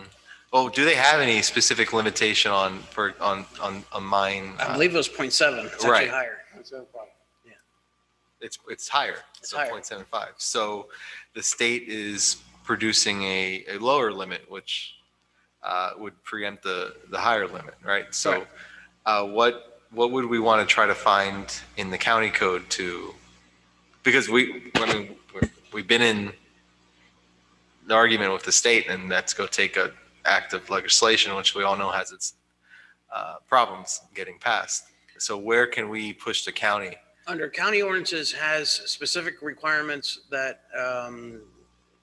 that assist in monitoring and regulating properly the energy wave, including that if there a vibration is felt, a complaint can be given to the county, And the Director of Public Works is the responsible party, is to address it. And they to investigate if there's any damages or any issues with it. That's still in the books, and they're not even aware that that is one of their responsibilities. There's also responsibilities for licensing to allow the blast to occur, and also requirements for monitoring and providing a schedule of blasts, which is also not being adhered to. How do you know that it's not being adhered to? That's supposed to be public, and they took it down, the site, in 2017. Okay, so one of the things you can do, I'm not sure that you as a committee can do it, but you may be able to ask the council for permission to do, is to get public records requests from the county on all those items. You can do it individually. I'm just saying as a committee, if you want to take that action, you would have to do it on behalf of this committee, so you would have to ask the council for permission. But that might be, Right. you know. Pinch in the bull. A pinch in the bull. Well, because you're saying, well, they're not doing it. Well, if you ask for public records request, then they have to produce it, no? Right. If they are, they're not. And that would be conclusory. Through the chair, I'd like to ask a question, if I may. Now that we have Lorenzo and two other attorneys present here. The town has actually gone after, the bridge issue using our legal department or the town's legal department. Why, if the issue at Broad is within our town's issues, which is this blasting issue that's been going on for the longest, why can't the town help us with their attorneys? I mean, can't the town help us to go after these people legally for all the damages they've occurred in? The issue, so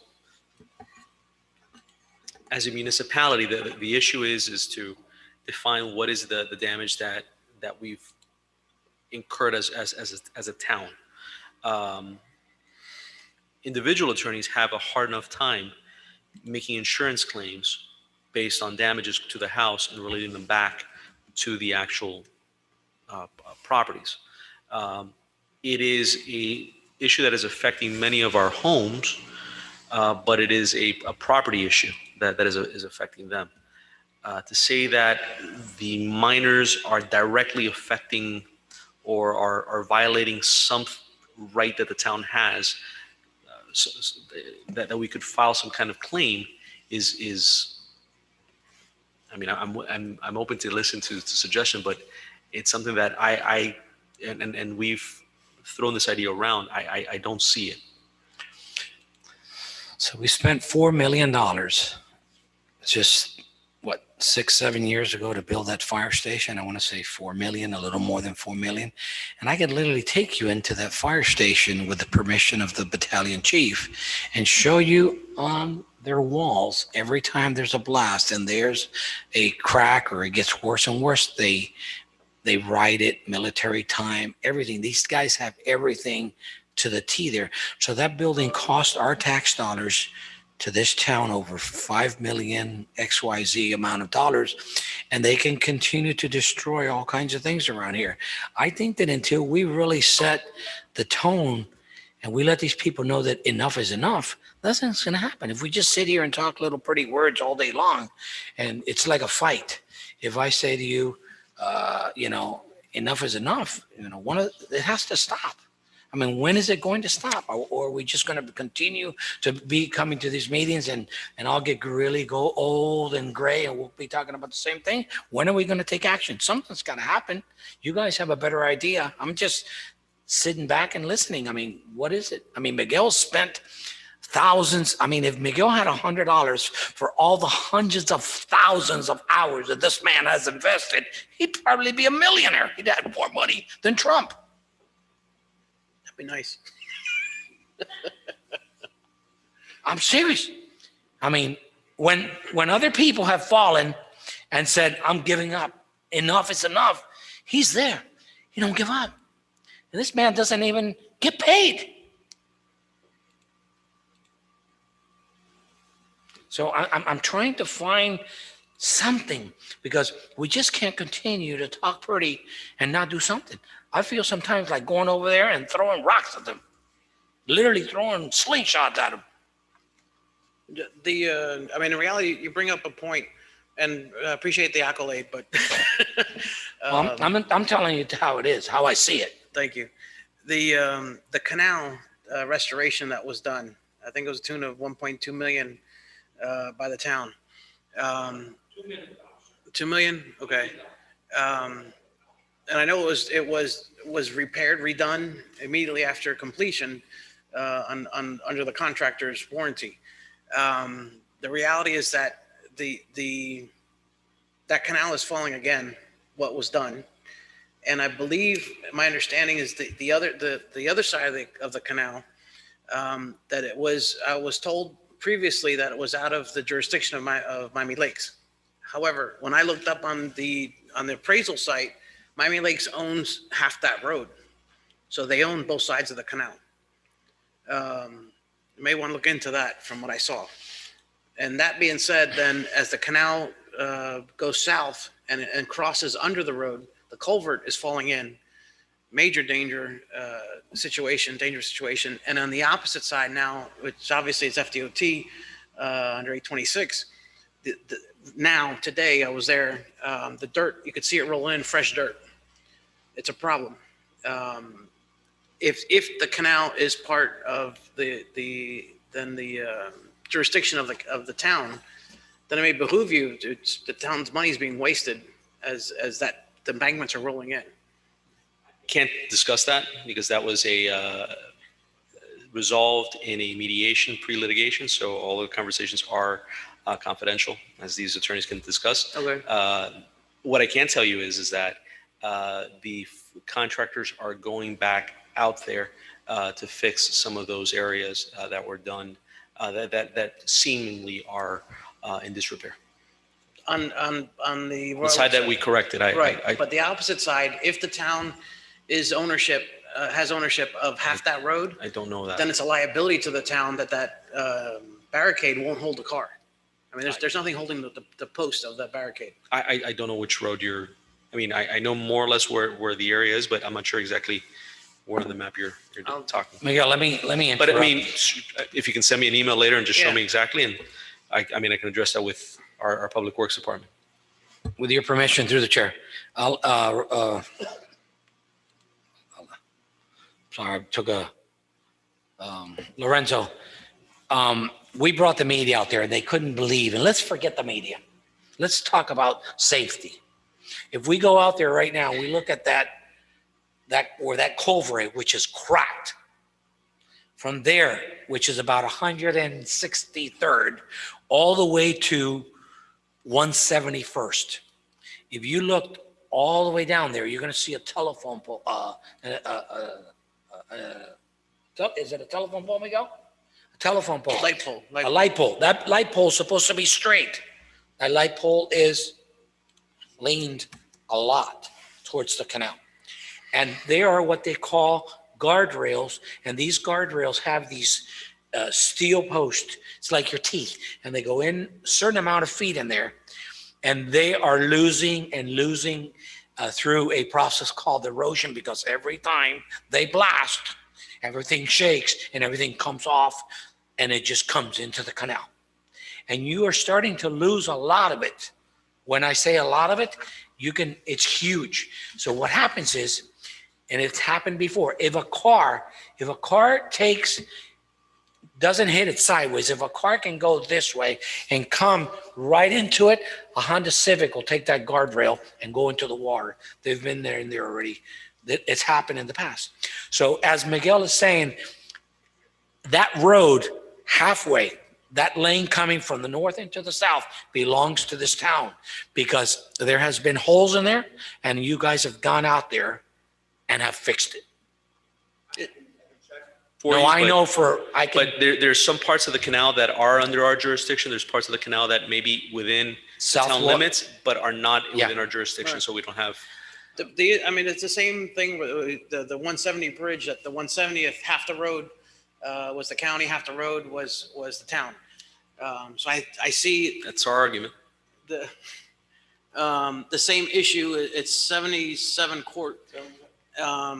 And the boundary line on it is on the road. So it's creating a liability, in my opinion, to the town if that guardrail fails. Where, I mean, pointed? This is PSN. Uh-huh. This is the canal that the restoration was done Yes. on this embankment. Mhm. that's in my, The road that's on the other side of the canal. So Turtle Run is here. it's Peters Pike's Canal. Yeah. Yeah, So- Cancun Grill is just south. I mean, I can get you the exact jurisdiction. Part of it belongs to us, part of it does not.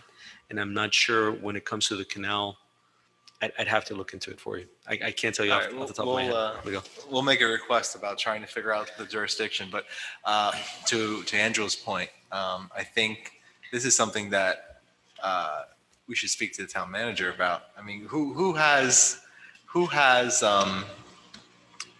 the position to say this is causing damage to the town, we have to do something? Is that the town manager goes to the council? No, Or could the council, I mean, obviously the council could, is it reversed? The council has to ask the town manager, hey, this blasting's causing now financial damage to us? Or- So the erosion of the canal banks, as an attorney, you would know this, is not caused.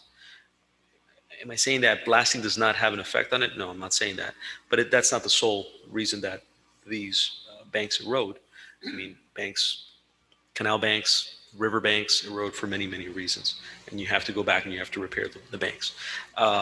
That's one. Two, I see your point as far as the correlation between the blasting and town property and it being harmed by it.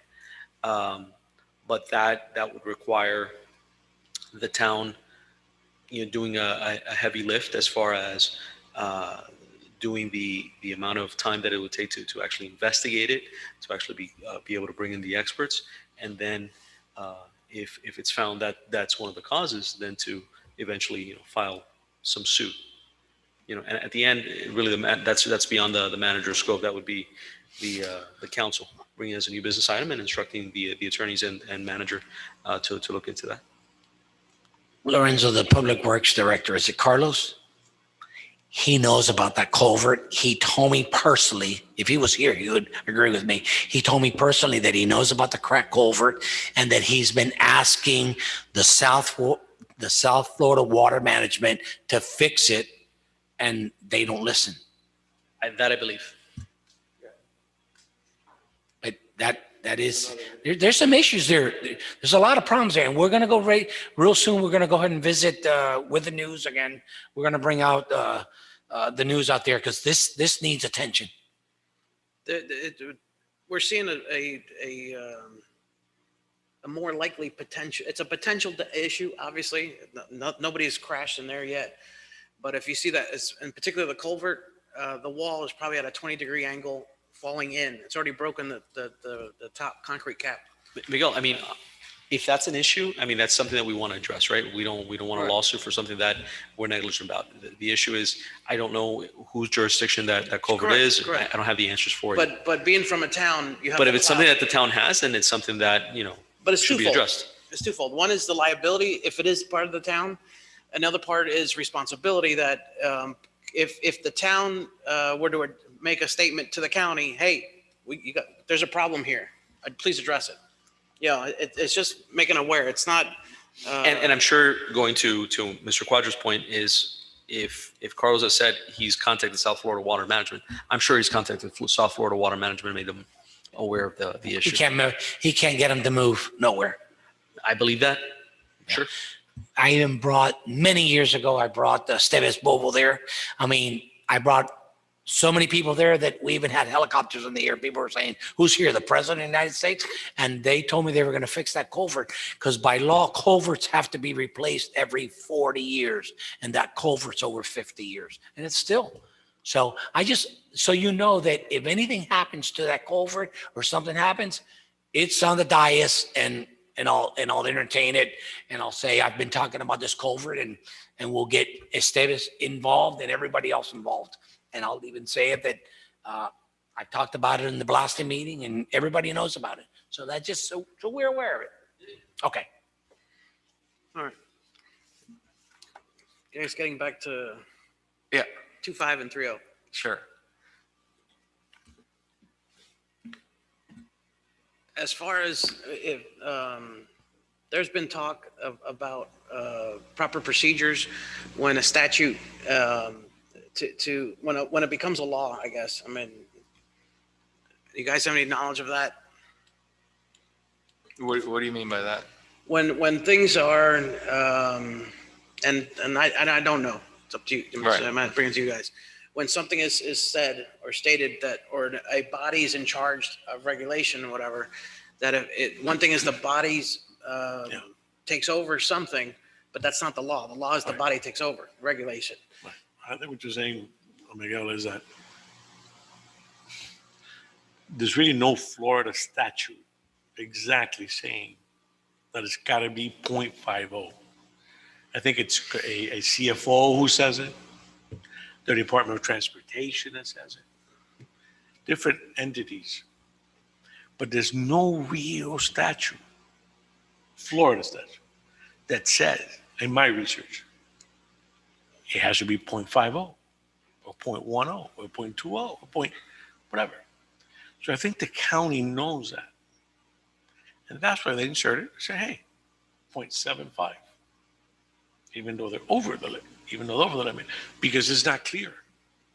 It's under the discretion, I guess, of a CFO, of an administrative person, but it's not actually the law. So they get away with it.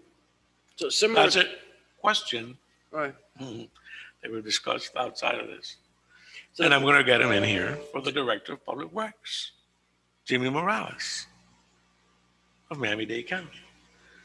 Why have you allowed it to go? Or is it you? Why have you allowed it to go to 0.75? Then again, he's an interim. He just got there. He just got there 6 months ago when Cava got elected and so forth. But we have to get it. We have to ask him, don't you know that there's blasting going on here? Don't you know that we have a blasting issue? And if you don't, make him aware of it. But going back, I don't think there's a statute. There's no, if you read the 550, it doesn't tell you. I never found it. No, so it doesn't tell you. Never found it. It doesn't tell you. But it's the same light that the law that Diaz passed or the bill that Right, passed, that law, the bill that he passed, yeah. that stating that the CFOs to provide a location, a website Okay. where it's monitoring the reports. Right. The CFO's office had a workshop how to do this. So like what you're saying is with the conclusion of that workshop is the CFO's directive or how they're doing it. But the law is you do it. That's it. Not how. Right. So it's the same. I think there's a vagary there, and the county has managed to underscore it or go around it, right, and allow the 0.75 for the banks. the That's chair. my opinion. That's my view and my understanding of it, because the statute is not clear. The Florida statute doesn't say it has to be 0.50. Have you guys thought of meeting with Ms. Cava? I mean, personally going She's been to, coming. She's setting- been coming. I think one of her aides came. she's coming? No, one of her aides came. She sends Well, yeah, I know, but no, bring her. I mean, is there any way we can go and see her We to should. talk to her about the Should. issue? We should. Huh? Should. Oh, there's nothing. I'm trying to get the public works us to director in. see her. He was busy actually this week because they have a deadline tomorrow, actually, for the whole surf side, and they're coming up with the whole changes under code and all that. Maybe it'll affect us. I don't know. Good, Right. good question. But I've been trying to get his Marjorie from his office, and I haven't been able to. So then, but I'll try to get in here. which is our next meeting, which is August 16th, I believe it is, third Monday. On their meeting. Yeah, and from us too. Our meeting is August 16th. Guys, Right. and I mean, I'm, Go ahead, Lorenzo. with all due respect, Mr. Blanco, the statute, what it says, and again, I'm a novice when it comes to this, right? It says that the fire marshal is the one that creates the standards, right? So the fire marshal does have rules with regards to it. Now, have you looked through there? There's nothing that says There's nothing that says 0.50 or within the marshal's rules? within the marshals. Is that I'm his just looking at it for the first discretion? time Yeah, I believe right it now. looks like if it's at his discretion.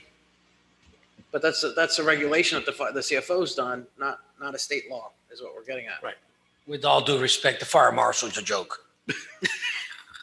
A total joke. Well, it's not in the sense that the statute says that it's the fire marshal that has the exclusive authority to adopt standards and limits and regulations. Right. So when you go to the marshal's website, his rule, chapter 69A2, describes, I mean, it's long, so I can't tell you right now just looking at it, but it seems like it discusses, it goes into great detail as far as keeping explosives and what to do with explosives. Right. But I don't know if it has But it doesn't units. say. It doesn't say. It doesn't say. It doesn't. It leaves it open. It doesn't say. It doesn't say you have to be 0.50, 1.0. Nothing like that. Doesn't say. He gives you all the requirements. You got to have a license. You got to have apply for a permit. You got to have the explosives. You got to make a report. You got to. But it doesn't say the PPV has to be. It doesn't say. Ben, where have we come up with? the At least I point- haven't found it. Right, I mean, right, so where have we come up with the 0.50 all this time? That's it's- what they. I think it's a published CFO. That's out, just what they but- publish. Right. So, I mean, with talking about legislation and the state reps that tried to get something passed in the last session, why not lobby the fire marshal to change the standards instead of going through Tallahassee, which the problem with Tallahassee is you have representatives that don't care about Miami-Dade County and they're not going to vote for something that's not in their interest at all. That's right.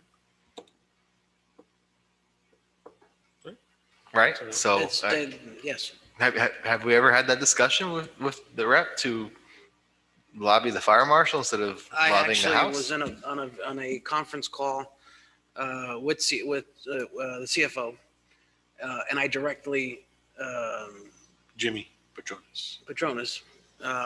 and I invited him. He was going to be here the following day for a week, he said. I remember you telling me. And I said, I invited him to do a tour. And let's talk about this. You'll have time. You're going to be here for a week. And he said, no. Me too. I tried. Will do.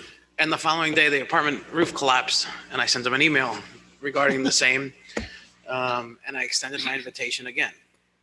But I haven't had a response to that either.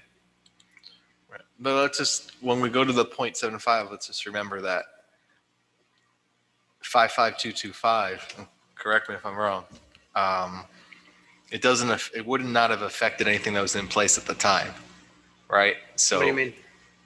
So let's say Miami-Dade County when was this chapter enacted? No, 552.25. All right, so say in Miami-Dade County in 88 had a regulation that stated you can't blast more than 0.25. This would not preempt it, right? No, I mean, with Miami-Dade's funky. Remember, Miami-Dade has home rule charter powers. Right. So Which I mentioned again. they have rules that supersede those that were created prior to a specific time. So there's some things that Miami-Dade County can do that regulates mining I won't say mining because I don't know enough. I'd have to really research a little bit more, No, but that mining is regulates one of certain things that. Mining is one of them, and the statute tells you because Well, the it's statute. the majority. No, even if you read the statute, they tell you that in Miami-Dade. In Miami-Dade, Miami-Dade has almost supersedes because the majority, well, most of the business, 90% of that mining business is in our county. Yeah. So they're kind of like, it's in your jurisdiction. You should have more of a say in that because And that's why I'm reading it affects you more than the rest 552.25. of the state. Right. 552.25, regardless of Miami-Dade County's Regardless of Miami-Dade. Right? charter, it It says does, that yeah, that's it.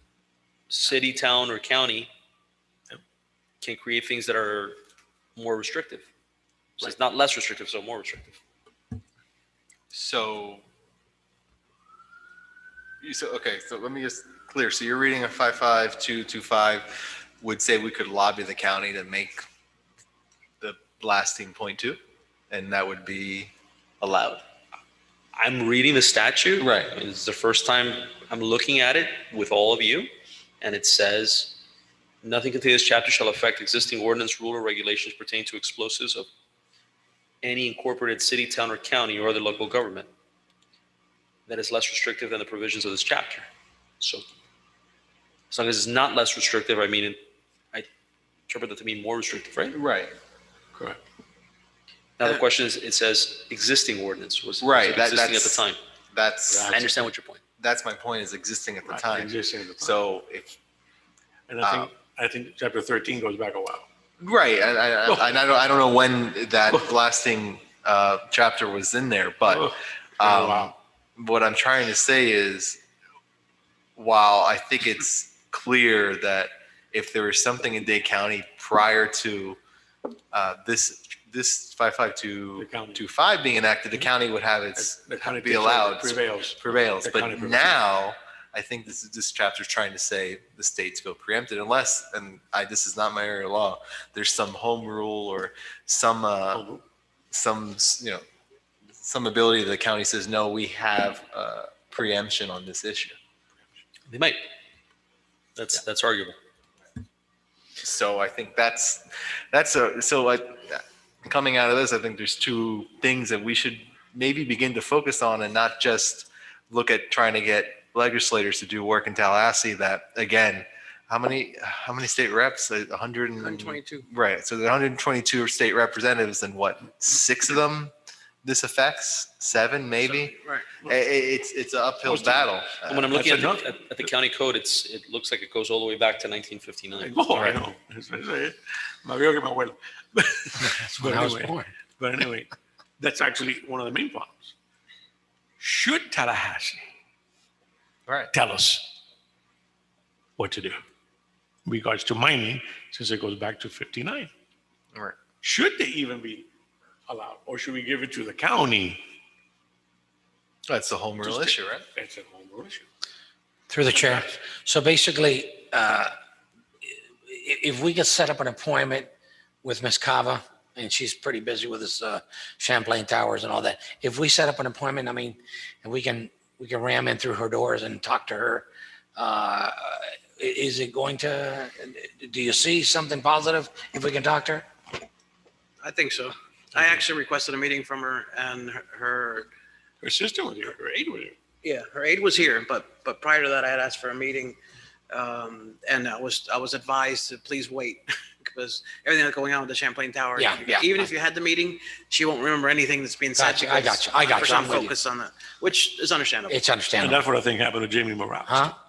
That's what I think happened to Jimmy Morales. He's caught up in the whole, Yeah. in I the got you. whole, Okay. So we'll and let remember, things- he's an interim public. Yeah, I understand what's going on. So we'll wait.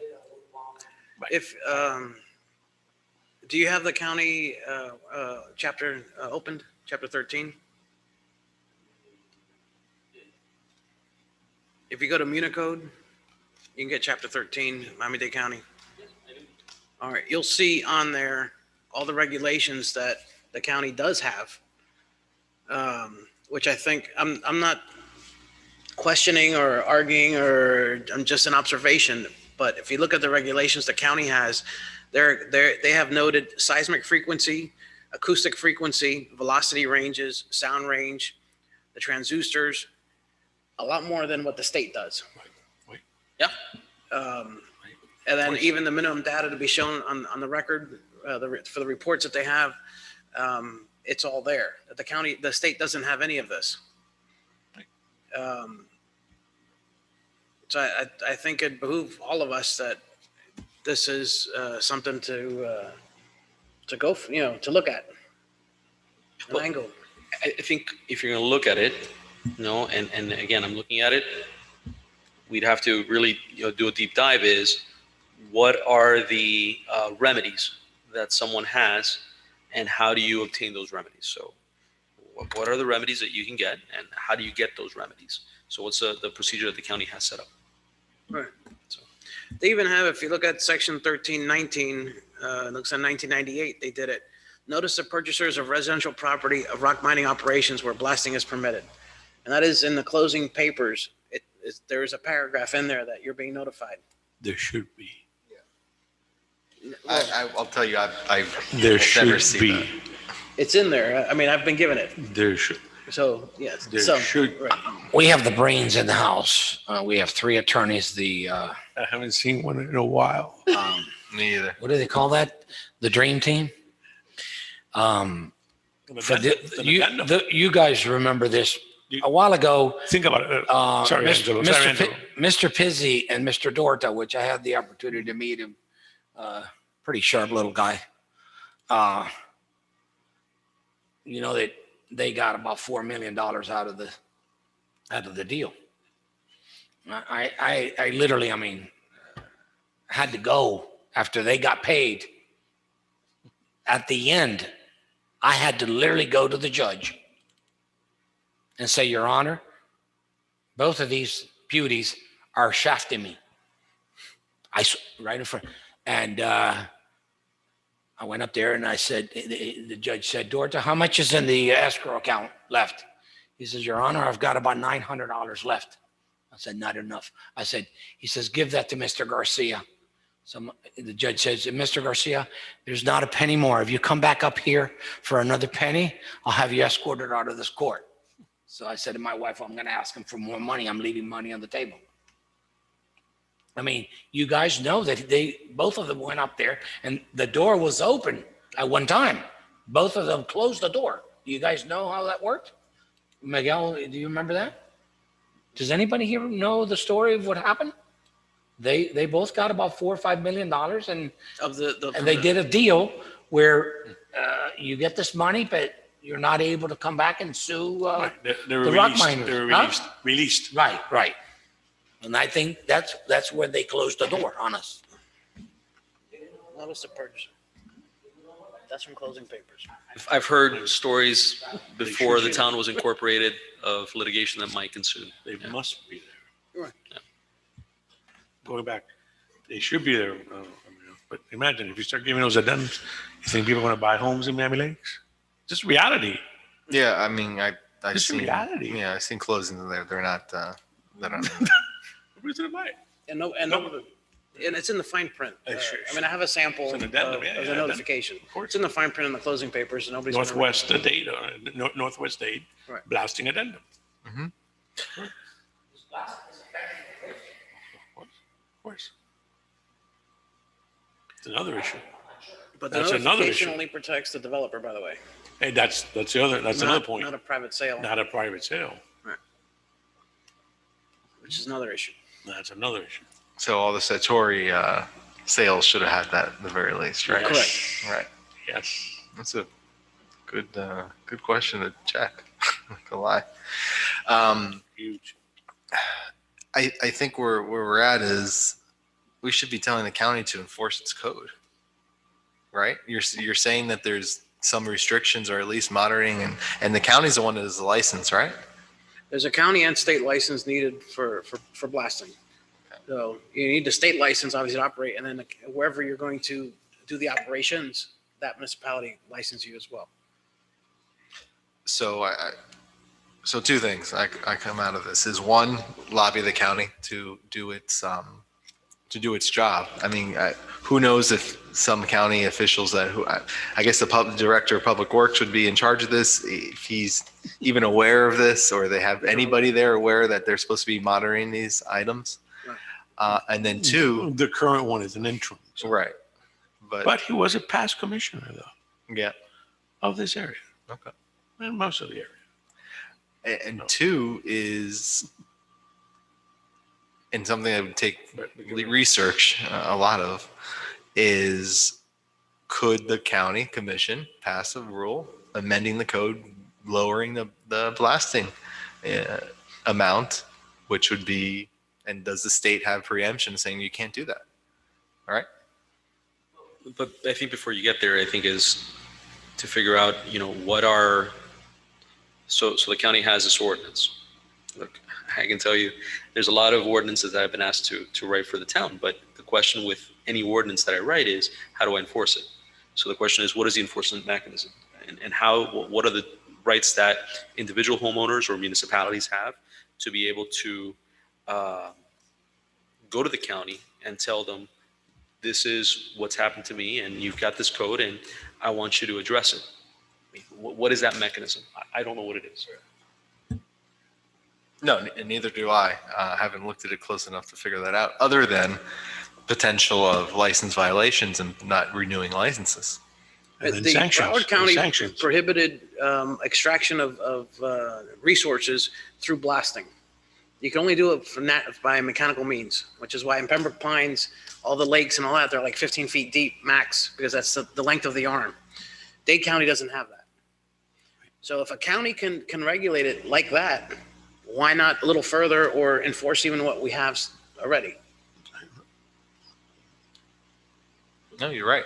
Unless there's some, of course, the mining industry would scream state preemption, and that would be a very, the problem is the county does it, well, then the mining industry would put it into a legal battle. But it's a matter of, I think, it's a good point. And what are the remedies, and where is the motivation for the county to actually enforce its own code? I think you hit the nail on the head there. Yeah. What's the motivation for it? And we got to get it there. We should actually be reaching out to our commissioner. I love money. I mean, it is true. And you want, right? I mean, we've heard it from the mining, and you've said the stats too. The lime rock here is a significant portion of construction in the It's state, A1. right? Of course. And we're not here to say you can't do it at all. We're here to say do it responsibly. My dear friend, through the record, I have an article. I was looking through documents the other day, and I have a full article. It's about 2 pages long, where Dr. Hoovler told them on national television, in the front page of the Miami Herald, guys. I mean, Judge Hoover. Judge Hoovler. He passed away. Yep. Stop. Tone it down. You are possibly going to be destroying something. I was going to bring it in tonight, and they didn't even listen to the judge, or they did. I think the judge put him on timeout for a while, right? What you're talking about is the contamination of the aquifer. Yes. And I think he put him out. He put him on timeout. He put a moratorium, and the miners took it to, that's a federal court. The miners took it to Atlanta, to the appeals court, and won the appeal. 11th Circuit. And the truth is that the mining operations use benzene to ignite to detonate the actual explosive gel they use. Benzene is less dense than water. So when you have a dud, that they drill 20 holes, and one hole, let's say, doesn't explode. So what happens to the gel that was to detonate that didn't? It goes into the water because all the rocks around it collapse. Right. So theoretically, that would contaminate our drinking water. However, benzene is less dense than water. So although they're blasting at 85 feet below 80 feet below water, 85 feet below ground, the benzene floats to the top and evaporates. So it never really gets to our drinking water. So science is on their side for that, which, it's great. You're not going to contaminate our drinking water. But that's where it came about from. But Hoover asked for an investigation to entertain other options as far as the blasting. So he put a temporary, it was intended to be a temporary moratorium until something else was uncovered or discovered or used. And that didn't happen. Instead, they went to appeals court and won the appeal. To my recollection, anyway. Okay. So to wrap up the legal review, I think we understand what our reading is of the potential here.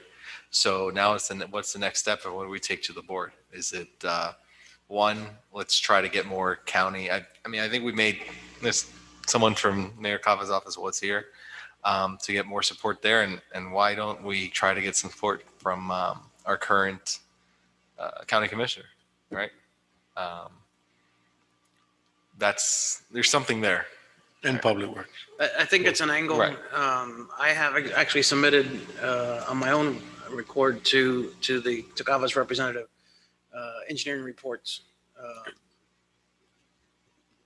published engineering reports, nothing to do with us. And it's just an FYI. It's real what we're dealing with, and here it is. So he received it, messaged me back, thanking me, and whatever else I have, he welcomes it. All right. I mean, I think at the next board meeting, I'll bring up for your consideration, tasking someone, and I'm happy to do it. First, review chapter 13, or I guess it really should be a few of us, and then come back and talk about it. But review chapter 13, figure out what the remedies are, figure out what we could lobby the county to do, and but be specific. Hey, you have this and this right. This is your regulation. We believe this is being violated. You should do something about it. I don't know, violated but ignored may be better. Right. Yeah. Can we request a county Records. Well, the records and a body here, so we could. Well, yeah, we definitely want more county body, but I mean, we have, forgot his name. He gave me his information. We can ask him to come back. No, not the representative. I'm talking about the who's this guy? The one he's at an interim position now. Oh, Jimmy Morales. But can we do from a The municipality director. standpoint, a request, you attend our next meeting? That's a tough You one. can. I doubt that he will. That- I mean, I don't Right. want to say that I doubt that he will, but we've had back and forths with him on other issues. Northwest I know, 170th. having had experience. Huh? Experience counts. I mean, experience is So, he's going to send a representative. Just like Kava did. So how does that work then? He'll figure out the information.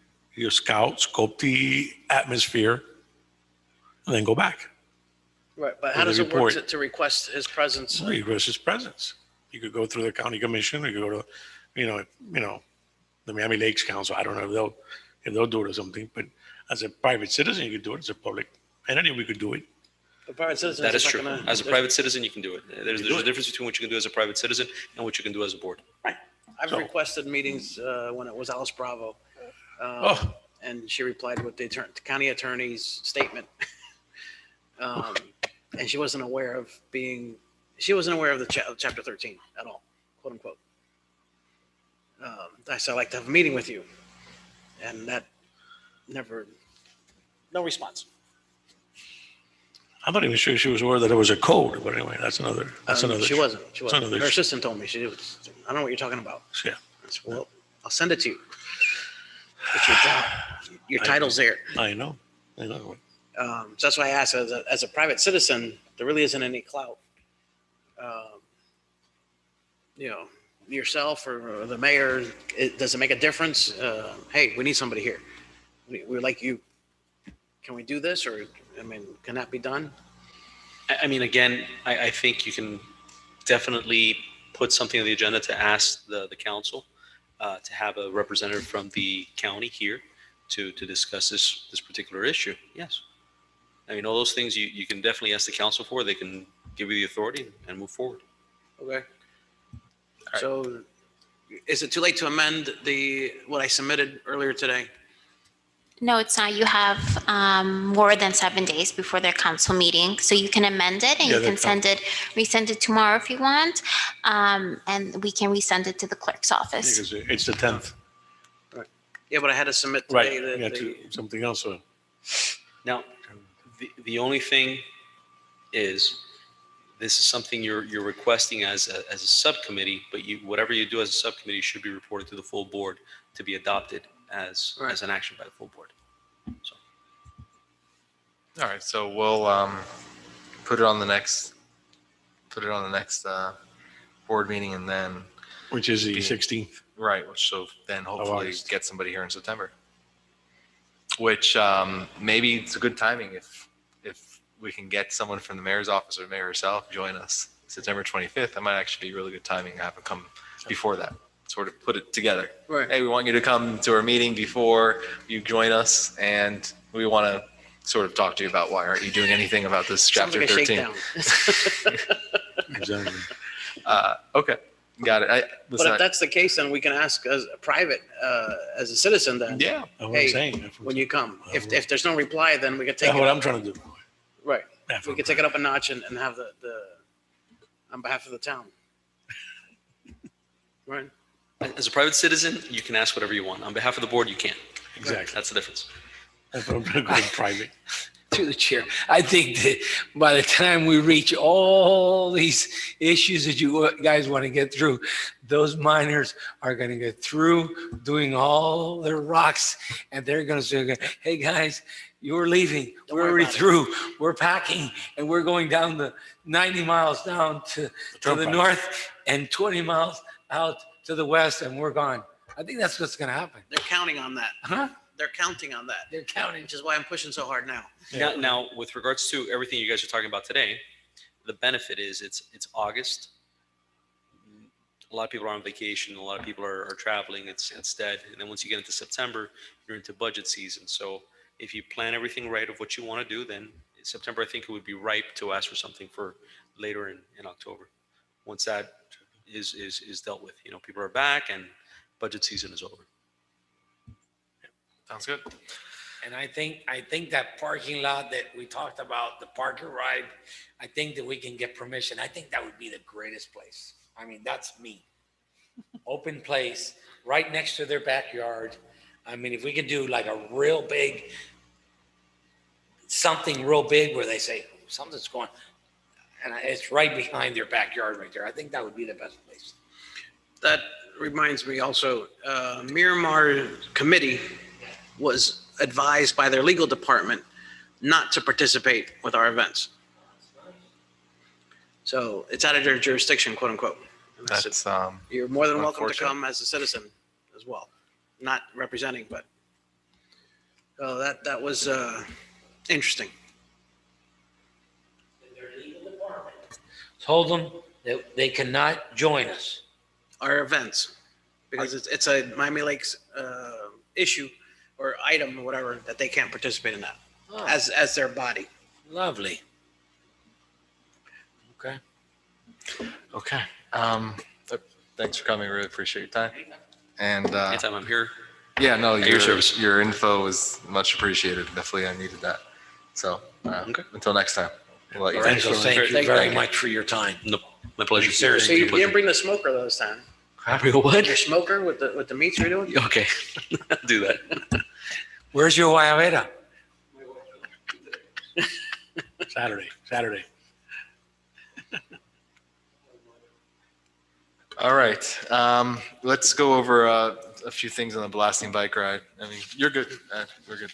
Again, thanks. Thank you. Thank you. Thank you. Thank for you. doing- I got an email from the major regarding attendance, if I remember correctly, which obviously I have to defer to him, but if I remembered correctly, I'll pull it up. He stated, I asked, what's the maximum attendance? We're making the budget request for 3 officers. What are you thinking? And he said 12 attendees per officer, which would put us at 36. Given the route we have, and we're going to need to update whether we can go through Satori or not, it's a little bit irrelevant still, I think, given the route we have.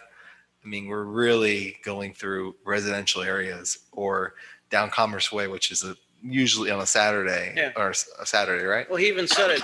Right. What I are you doing? You don't mean, need us.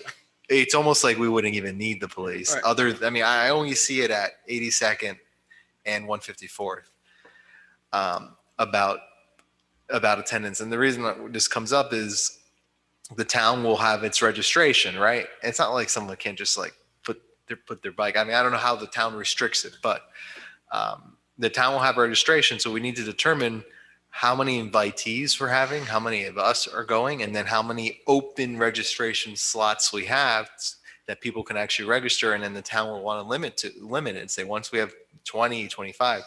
So with that information in mind, with 36 from the major, or let's say 40, how many attendees, how many of us, and then how many open slots we'll have? That's something we got to discuss. And I'm not exactly sure when the town would want to put it up. Maybe something we need to discuss. I guess obviously we have some time.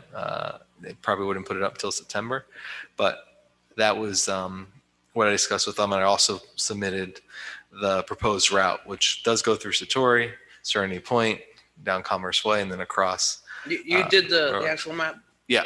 Okay. Just used Google Maps Pro, whatever it is.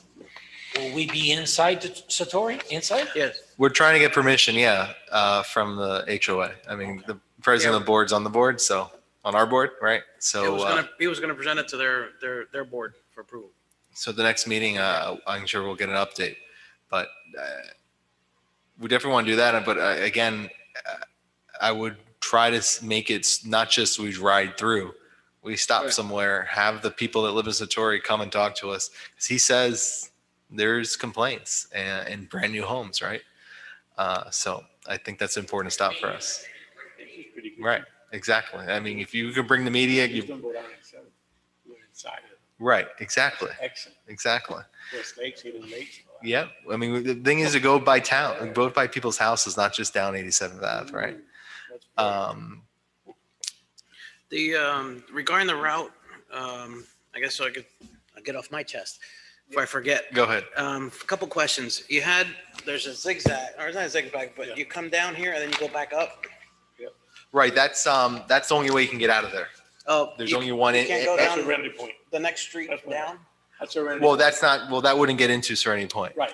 That would be outside. So if we want to try to do something in Serenity Point, that's how you get in and out. Okay. Yeah. There's only one in and out, one out, right? Yes. Right. Off of 87th and whatever, 87. north, southern, north, south. I drive down 87 every morning. I come obviously from Miami Gardens down into Hialeah Gardens. If you look at the fences and privacy walls, the amount of damage that's there On 87? is, Oh, it's disgusting. Starting I saw it from today. 87, starting from PSN. North of Matter, the wall is crumbling. Every block is cracked already. I mean, it's amazing. However, once you cross into Miami Lakes, the walls are in better shape. It's also further out. But if you look, the line of sight, if you were to stand, put your eyeball at the top of the fence, and you'll see the fence doing this as it's dipping and moving and shifting. I think some areas are pertinent to be seen. There's also a one wall, and I don't remember what street it's on the corner. And it's either before Serenity Point or at Serenity Point that is step cracked, the entire corner. And I think that's significant. That should be witnessed. The other side, those are precast panels, and they're all sinking at different rates. I don't know what's the best way. I mean, So you're saying let's try to cross back out to 87th? well, I don't and know. then- I don't know. I mean, I don't know either. And I'm not, I'm familiar what you're saying, but if you think there's a critical point we should be stopping at, I agree with Instead you. of going there. through Serenity, you see that main road, what's that? That's, it's 142nd, I think, 146. That road right there, that main road, you could come down and you see all those fences, Miguel. Instead of going through Serenity Point, if you go the block right before, that main, it's 146. It's 146. You can see all the walls there. Okay. So if you're coming in, I wonder if they could see it on. Let's see if we can see it this way.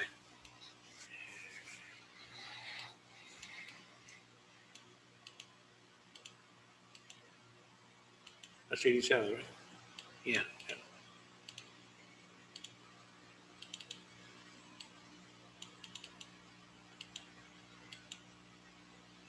It's going south or going north here? You're going north. Going north. Actually, I think it's That's this one. 82nd. That's 154th and. Right there. You can see it. That road. You see There. that road there? Look at this wall. Right. No, I know. Oh, I know that. That's what I'm talking about. That's the corner. Yeah. Well, that road. So 146. Exactly. 146, we could come down there. 146 and then you 87. see- Right, instead of going into Serenity, we could go through 146. Okay, And so then you which, see all the walls that he's talking about. that makes sense. I agree You with could that. see the damage on Google Earth. Right, and then, once you make a right on 146, Right. we could go into Serenity again if you want. Okay, perfect. You know, so, Oh, can you see it there? that was an accident. by the Oh, way. yeah, Oh, yeah, that was an accident. That was an accident. But the step cracks like that? But I don't know. That was an accident. Though. Somebody just plowed through that. But did they repaired it or? I think they repaired it. Okay, well, But no, it's horrible. It's still horrible. but these And are then things. some of that- those walls are bad. This is Some brand of new. those, yeah, some of those.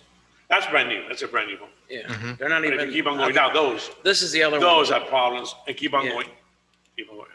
Are you going All north those. right now or He's south? He's going north. Okay, so maybe we'd cut A lot somewhere of else. those have it, and on this side too. Yeah. Those. So these is what I'm those are talking bad. about. Those are. That's Mickey Mouse. Okay. Those are- So I think what we would do then is choose a cross street to go east before Serenity Point then. Right. Which Yeah. is 146. But if it's a car accident that caused that damage, then it's not a good example. Right, of course. I That think was we. a while ago. That was like 2-3 years ago. Okay. 3-4 years. I propose then we go for a ride. I think we should go there. Yeah, I think you're right. How do we do that? Do you know this? I know you know the area. I don't know. Do you know the area or not? Yeah, I mean, I'm driving around there all the time. I live right there in Rose. Yeah. I mean, you could see the stepping on this. These are precast panels. They're all sliding. Right. Which I took Larry Pasco from the CFO's office to see this. And I said, he goes, what am I looking at? I go, look at the tops of the wall. Oh my God. Have you seen the sidewalks there? Yeah. Oh, So if that can be seen or done, Yeah, no, it's, I mean, I agree. If you've seen some the areas. route and you have, I measured we it should- 6.4 miles. It's about that, yeah. I don't know, so that's another thing I want to talk about. I really don't know. I'm not a biker. I don't know. I know the route first would be in the morning and second would be stopping. 6.4 doesn't sound like much, honestly, for like a decent pace where you can get to Depends stop. who's riding. I know. I don't know. I really don't know. Yeah, I mean, someone could. It takes a while to walk, but someone could walk that. No one. I mean, people walk that much if they're out in somewhere in a day or Disney World or something, right? But that a whole day, right? Yeah. I guess it depends on Satori's answer, but maybe we don't need to go around Satori, even though maybe it would be good to be as far west as possible. I think Satori's a good one because To if go not- around like that? Yeah, Yeah. because now Okay. you gotta go around where the cows are, that Right. stretch. The reason is, It's the pretty reason you go desolate. around that, see, because you have the townhomes there. Right. Yeah. Oh, and from what I understand, That's where he They're full of lives. He lives in a damages. townhome. Yeah. And they're closest to the quarry. Yeah, but that's the thing. So We're close. that's an Okay, you're right. So that's an obvious Let's dunk. leave That's it. a slam dunk. All right, let's And leave how it. are we gonna get these people to acknowledge us? I mean, what message are we gonna get out there so they know that we're riding bikes? I mean, Well, with Satori, we're hoping that the HOA will send out, say, hey, by the way, Miami Lakes Blasting Committee is going out. Maybe we'll pick I know they have like a club center or whatnot, pick a spot to spend a specific time to be there. They can ask questions. We can talk about them. And my understanding is there's a lot of complaints. I mean, they are far, they're more west than most people.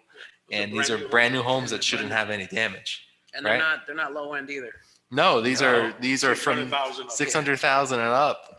The townhomes are 400,000 and up. The townhomes are for- So I remember I was looking there when I was looking to buy here.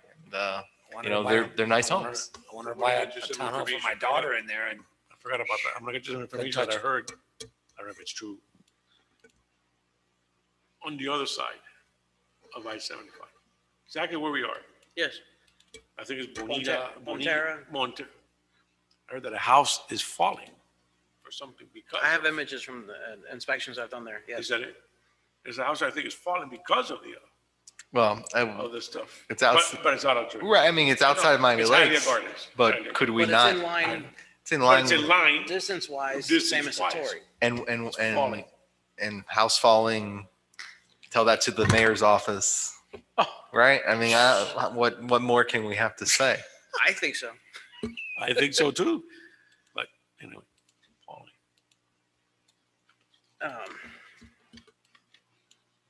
Okay, so I agree with you that we need to adjust the route slightly to go to those points of interest, and we can do that Yeah, this wall. when we come out of Satori and That's make an east turn. Huh? Nightmare. No, the wall, it's just north of Miami Lakes boundary, so we're not gonna be in there. But just past Matter,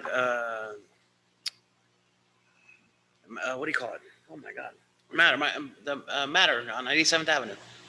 Just north of it, there's a privacy wall there, and it looks like it's 100 years old, disintegrating.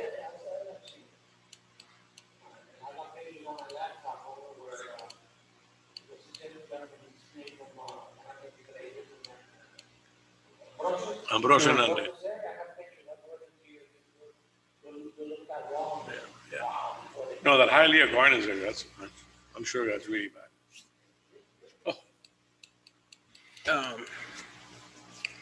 So Adele Lavore has offered many times to go to her, to pass by her house, Where's her house? and she is where the Winn-Dixie is. Mm-hmm. The second, going in alongside the west side of Winn-Dixie Mall. Yeah, parallel, the other road. Yeah, I don't know what street number it is. Keep going, right. Yeah, the hotel. there's She's a hotel outside the right there. guardhouse, so instead of going up 82nd, Mm-hmm. I would propose that we go up, what street it is? 79.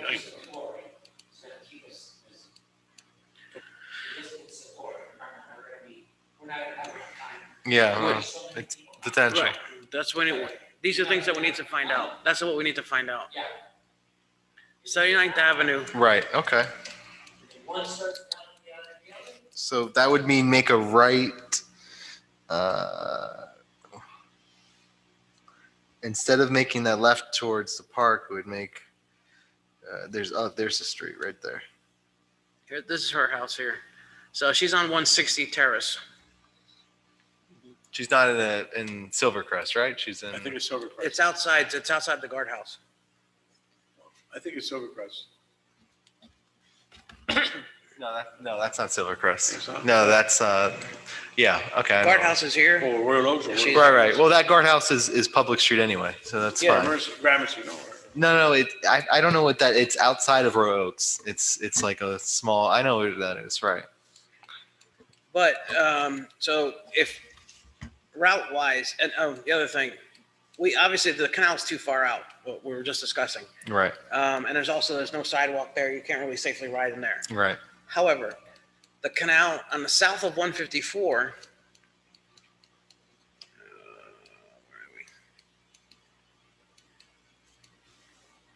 Yeah, there it is. Okay, around 146th Street, there's a concrete pad. I don't know what it's for, and the ground is gone from underneath the pad. Where is that?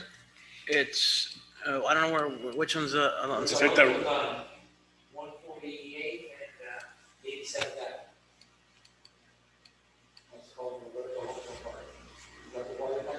No, this is the same canal that we were the on road parallel to the Palmetto?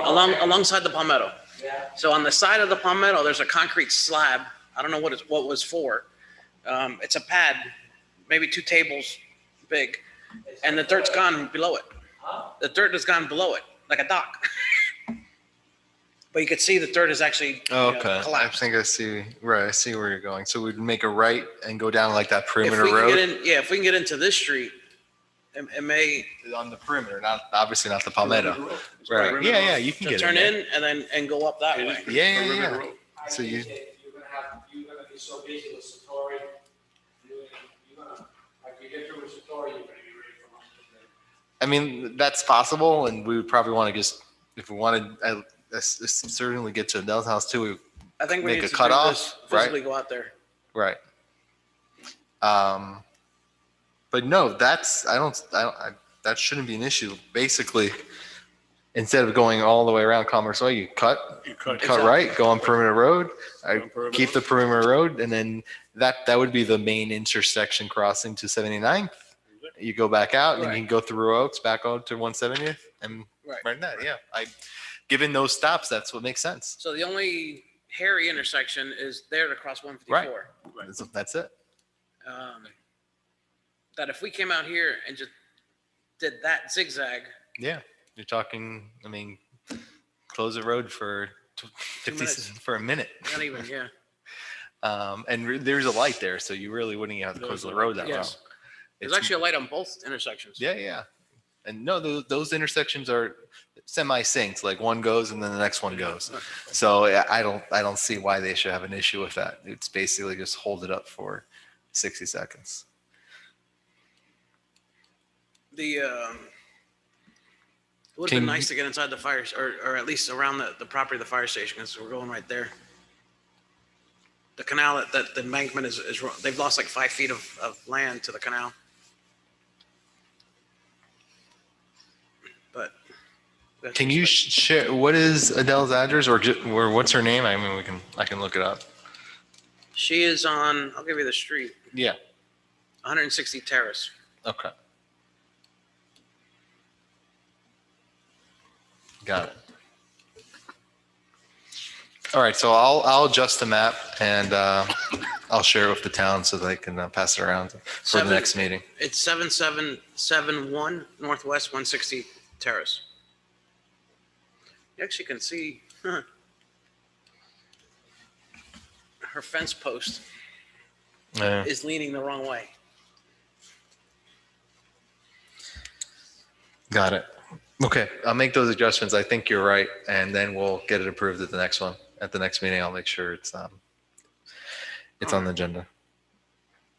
So Well, I'll offer to make to drive whoever wants to go, and we'll do the route.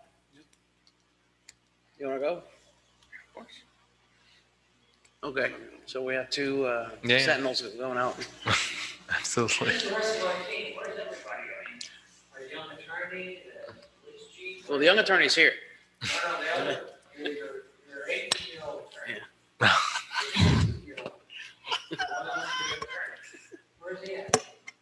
I don't want to interrupt, but we Sure. should be a little conscious on time. It is almost 8:30. Yeah, no, I think we're wrapping up. Okay, if you want to table some items for next one, then. I think we'll table the rally.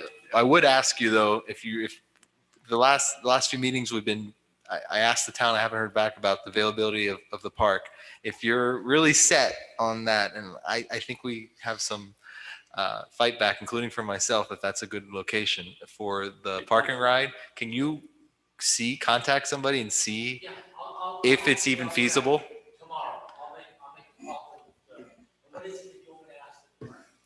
If it's even possible. If we can actually, yes. Host something, yeah. Can we host A small event there? an event, a rally. I don't know what That's you for want the to call rally, it. not the bike ride. No, yeah, for the rally.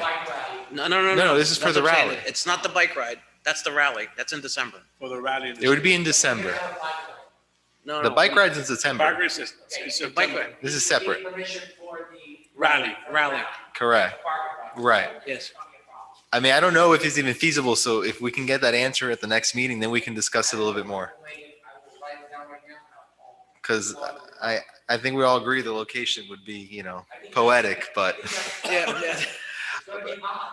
no, it'd be this in December. This would be in December. Okay, so it'll be cool. The rally will be in December. I think we just, December. yeah, the first or second Fourth or weekend, 11th. the first or second Saturday of It's the 4th or December. the 11th. Yeah. 4th or the 11th. Or the Or the 11th. 11th. See what they have available if they can do. Right, it's a Correct. Saturday. We got that now.